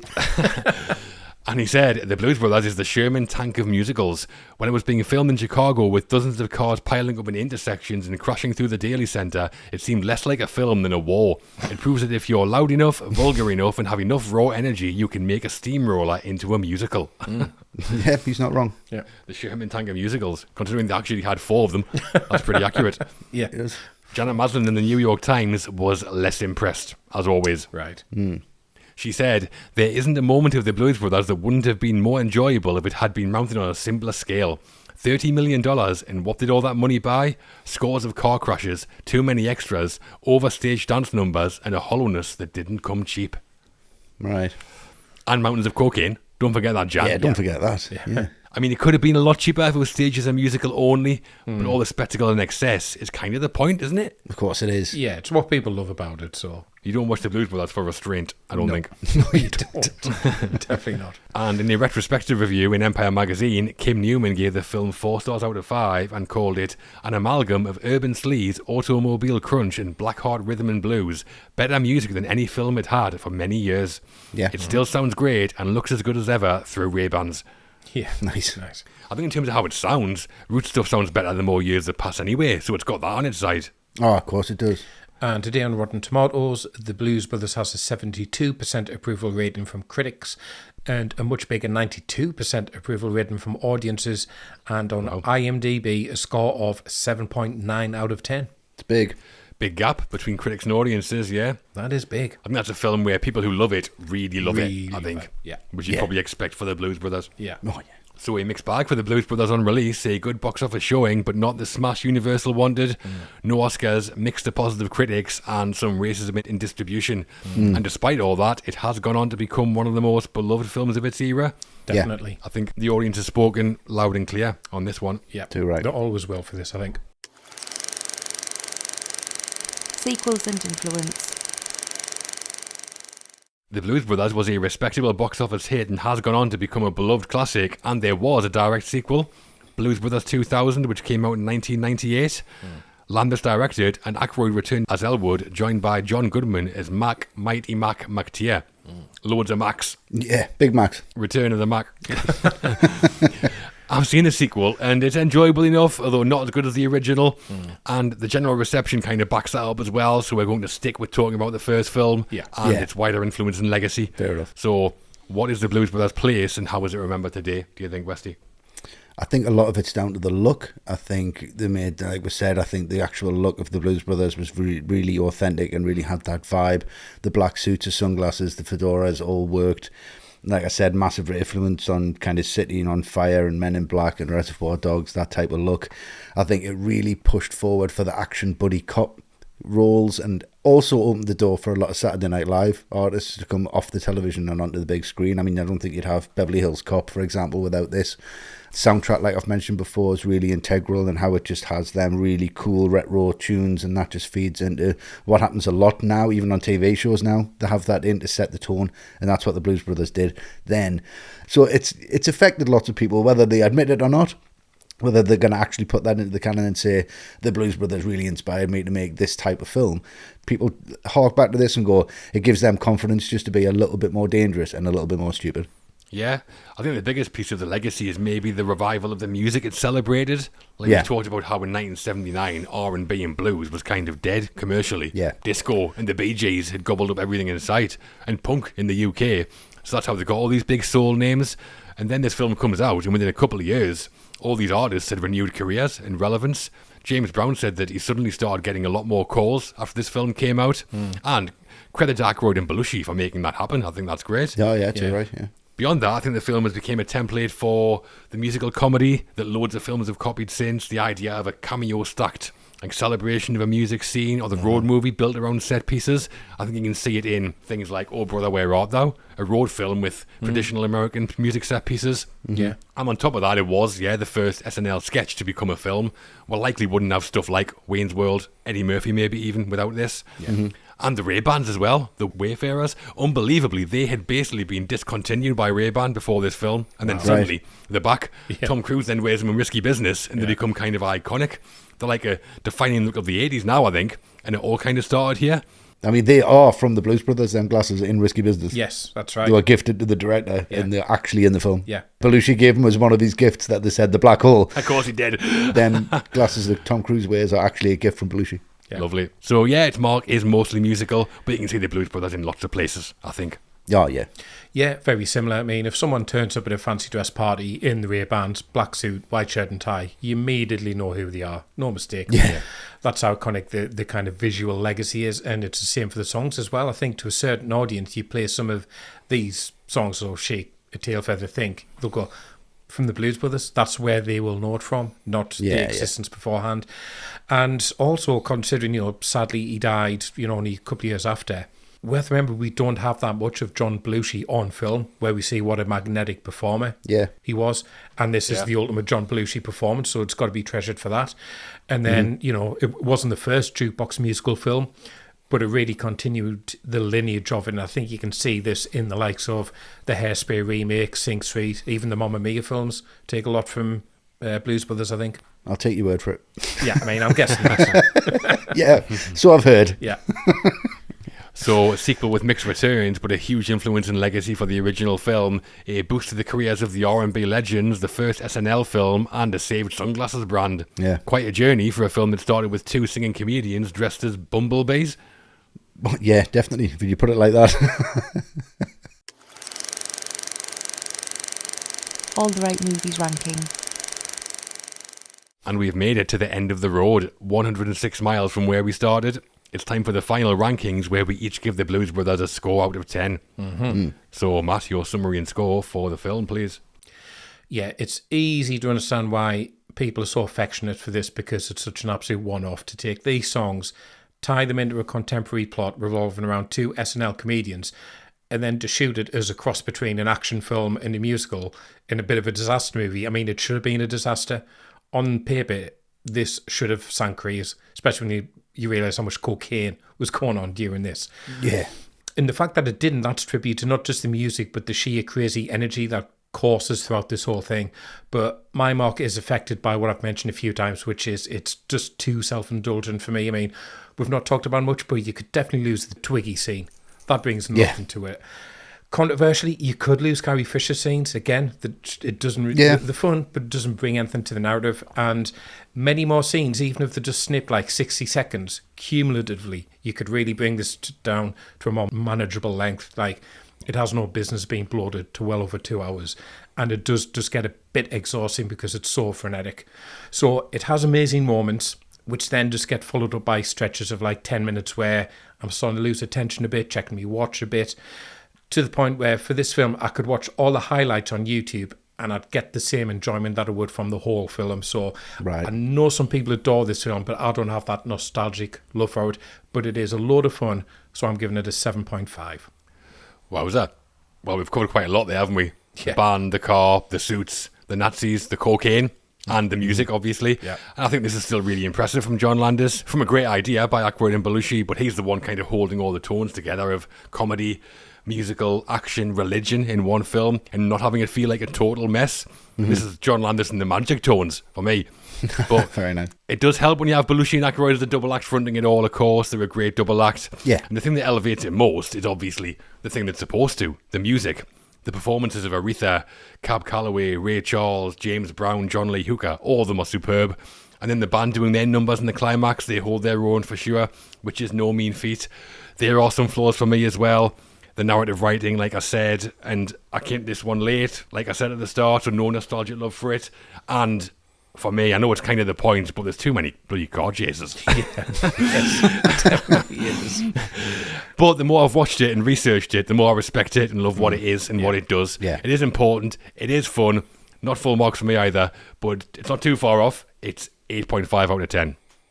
Nice. And Westy, what about you? Your summary and score for the Blues Brothers, please. Yeah, I'm going to have to dive in on this. I mean, the more that I've watched this and watched it from a technical point of view, or not necessarily a scholar's point of view, but one where, like, doing these episodes, it's almost like, can you write an essay on the Blues Brothers? And you just think how stupid that would be as an assignment, but you've got to do it. No. And once I've done that, I've just really, really appreciated this film for its authenticity, for its guts, for its magnitude. You're forgetting about something here that has soul and has purity and has meaning and is about love and it lasts forever. And it's all wrapped in this crazy cocaine-fueled bundle of gritty nonsense. It's loud and it's brash and it's fast, but I do love it. And I think all of its flaws, to me, is what makes it work. The fact that it's overlong makes it work. The fact that it's loud and there's too many car chases is the point. Yeah. The fact that it tests your patience is why it exists. If they try to make this a lean, concise, in-your-face, perfect action film for an hour and a half, they've failed, because that's not what this is. This one's for little Westy, really. This one's for me sitting cross-legged on the floor on the Sunday going, that was loads of fun. I want to watch it again. So it's a 9 out of 10 for me. Right. We also put this out there to the good old boys and girls at all the ATRM patrons to get their thoughts. Should we hear what they have to say about the Blues Brothers? Mm-hmm. Yes, please. Well, Steve Thompson said, this got a hard time from critics when it first came out because of the cost, the wanton destruction, and the sheer OTT of it all. But this is a bona fide classic. It was always going to win out in the end. How could it not? They were on a mission from God. There you go. It's a 9 from me. Lovely. Steve is right about the critical reception at the time. Mm-hmm. Not sure how well all those comments from the likes of Jan have aged, though. No. Taryn Marshall said, The Blues Brothers was the first of many films I remember my dad introducing me to when I was around 9, and I've loved it ever since. Excellent soundtrack, cameos from icons, nuns, car chasers, A Vengeful X, A Mission from God, 4 fried chickens and a Coke. It's a 10. Nice. Wow. Nice. Massive. Yeah. Perfect summary, that. Yep. And Taryn also asked a bonus question, Westy. She said, is it top 5 soundtracks for a musical, Westy? Yes, absolutely. There you go. It is. Thanks, Taryn. And last but certainly not least, Chris Robson said, my favourite musical and my second favourite film of all time. The script is superb, the cast is fantastic, and it's chock-a-block with brilliant cameos. I watch this film at least twice a year, and I've introduced my 12-year-old son to it, and he loves it. 10 out of 10, all day, every day. Get in. Loads of 10s from Chris. This sounds positive, this. I love it. So a positive set of reviews from our patrons, and the average score they gave the film was, what do you think? I think it might have averaged out at 9. I feel the pressure now, though, because I got the ebook one right, and you said I was getting the hang of it, so I don't want to prove you wrong. I'm going to say 9. 8.5. It was 8 out of 10 on average. So in total, that gives the Blues Brothers 33 out of 40. Yeah, still strong. Yeah. And that's us done on the Blues Brothers. Yeah. Hopefully it hasn't made you want to drive a car through the lobby of your local council building or buy a 1974 Dodge Monaco off eBay, like me and Westy have just done, half us. Yeah, I was going to say, not again. Well, next time out, Luke, Westy and Matt are heading to 1973 with Billy Friedkin for one of his biggest classics of all. Oh, yeah. Yeah, It's the horror box office smash hit that is The Exorcist. Sure is. landmark. Yeah, what Yeah. a huge film. Huge, is it, yeah? Oh, yeah. Yeah, it's going to be a big one, that. Well, in the meantime, to find out more about becoming an ATRM patron, supporting what we do, and accessing our archive and bonus episodes, please visit patreon.com/alltherightmovies or click the subscribe link on Apple Podcasts, YouTube, or Spotify. Socially, you can keep up with All the Right Movies on Twitter or X, where we are at ATRightMovies. We post threads on there that tell the stories behind classic films. Everything we post has been said by someone involved in the production or comes from 3 separate sources, same as the podcast, so please check that out. Yep. And you can find us on YouTube, on Instagram, on Threads, on Blue Sky, on TikTok. We have a Facebook group, and our website is alltherightmovies.com. Oof, mouthful. Try not to find us, that's a challenge. We're all hitting the road now to try and stop Matt giving away all his pairs of glasses to girls. Yeah. Easier said than done. Yeah. Common trick. You need to start singing who you're giving them to. Never fails, trust me. Come back next time for The Exorcist, and as always, thanks for listening, everyone. Thanks for listening, guys. Thanks, guys.